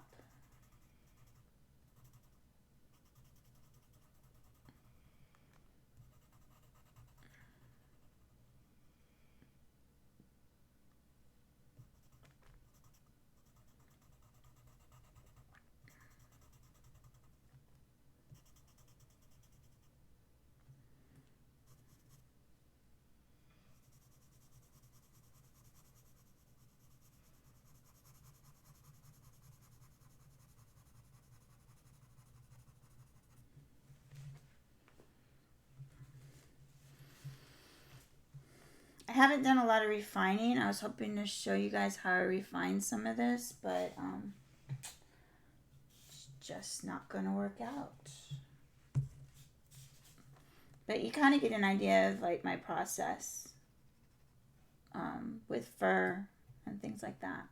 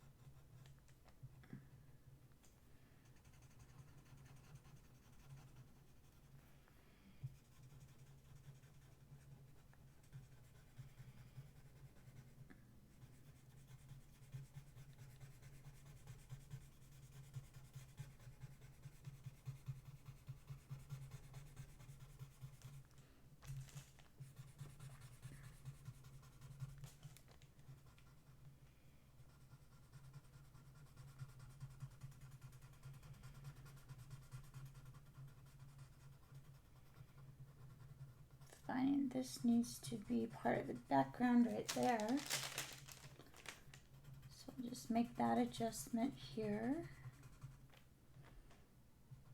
And this comes in.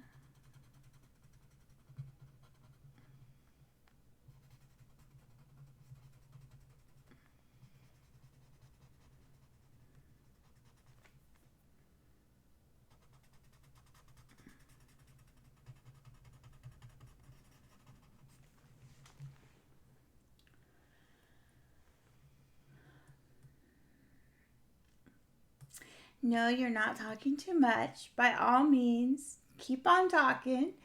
The paper I'm using right now is Fabriano Artistico Hot Press Extra White 140 pound watercolor paper.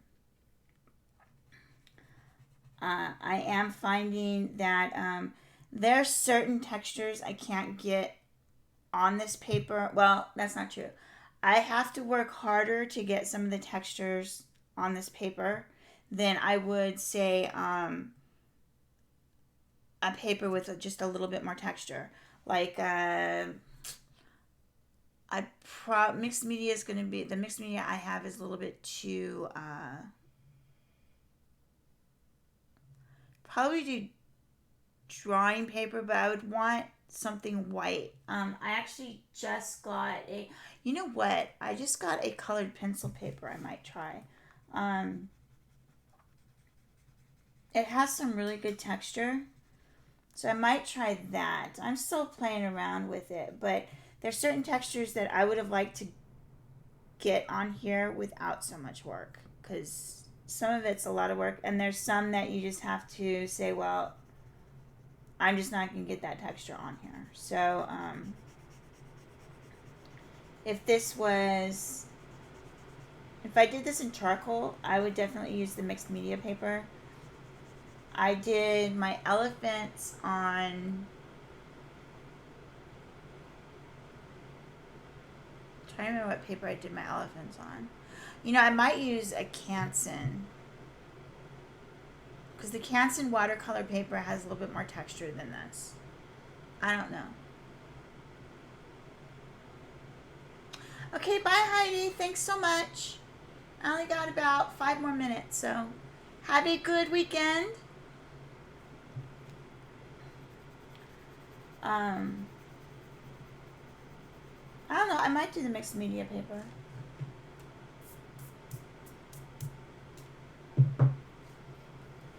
I always play around at first.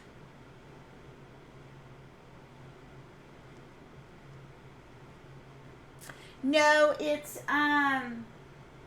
Koh-i-Noor colored pencil paper. I found it interesting. I also have this new paper that I really want to try, and I think I'm gonna have to do a animal on it. I have to look at it again, but it's made from stone. And I said, what? I had to get it just to have it and try it. So there's this paper that's made from stone. So I'm going to give that a go as well with a subject. But I have to do a paper swatch and see what textures I get with which mediums, and see what would be the best and how it works with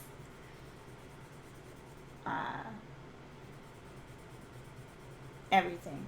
Like how well it holds up to, say, liquids and stuff like that.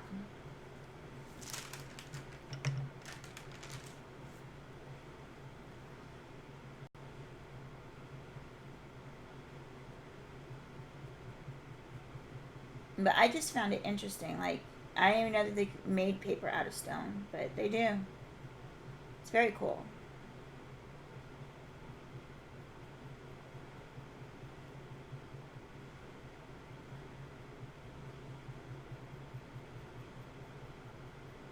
And I got it ridiculously cheap, because it was on a deal that Amazon was having.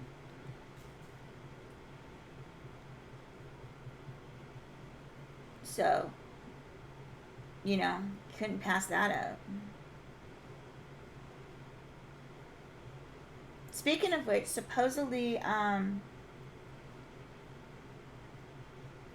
Amazon you can get some the green pack of pastel mat for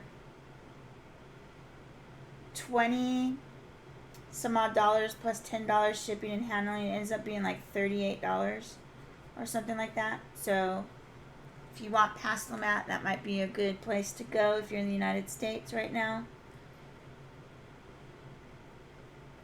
I have not checked on it to see if that's still the case, but that's what I saw. Somebody post. So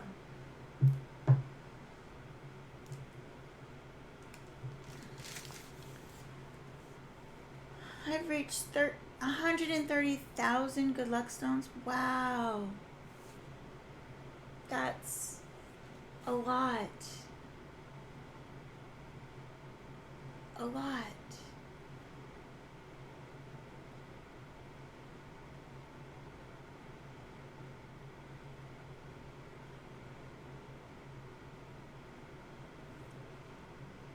have like a minute left here, so I'm going to turn that off.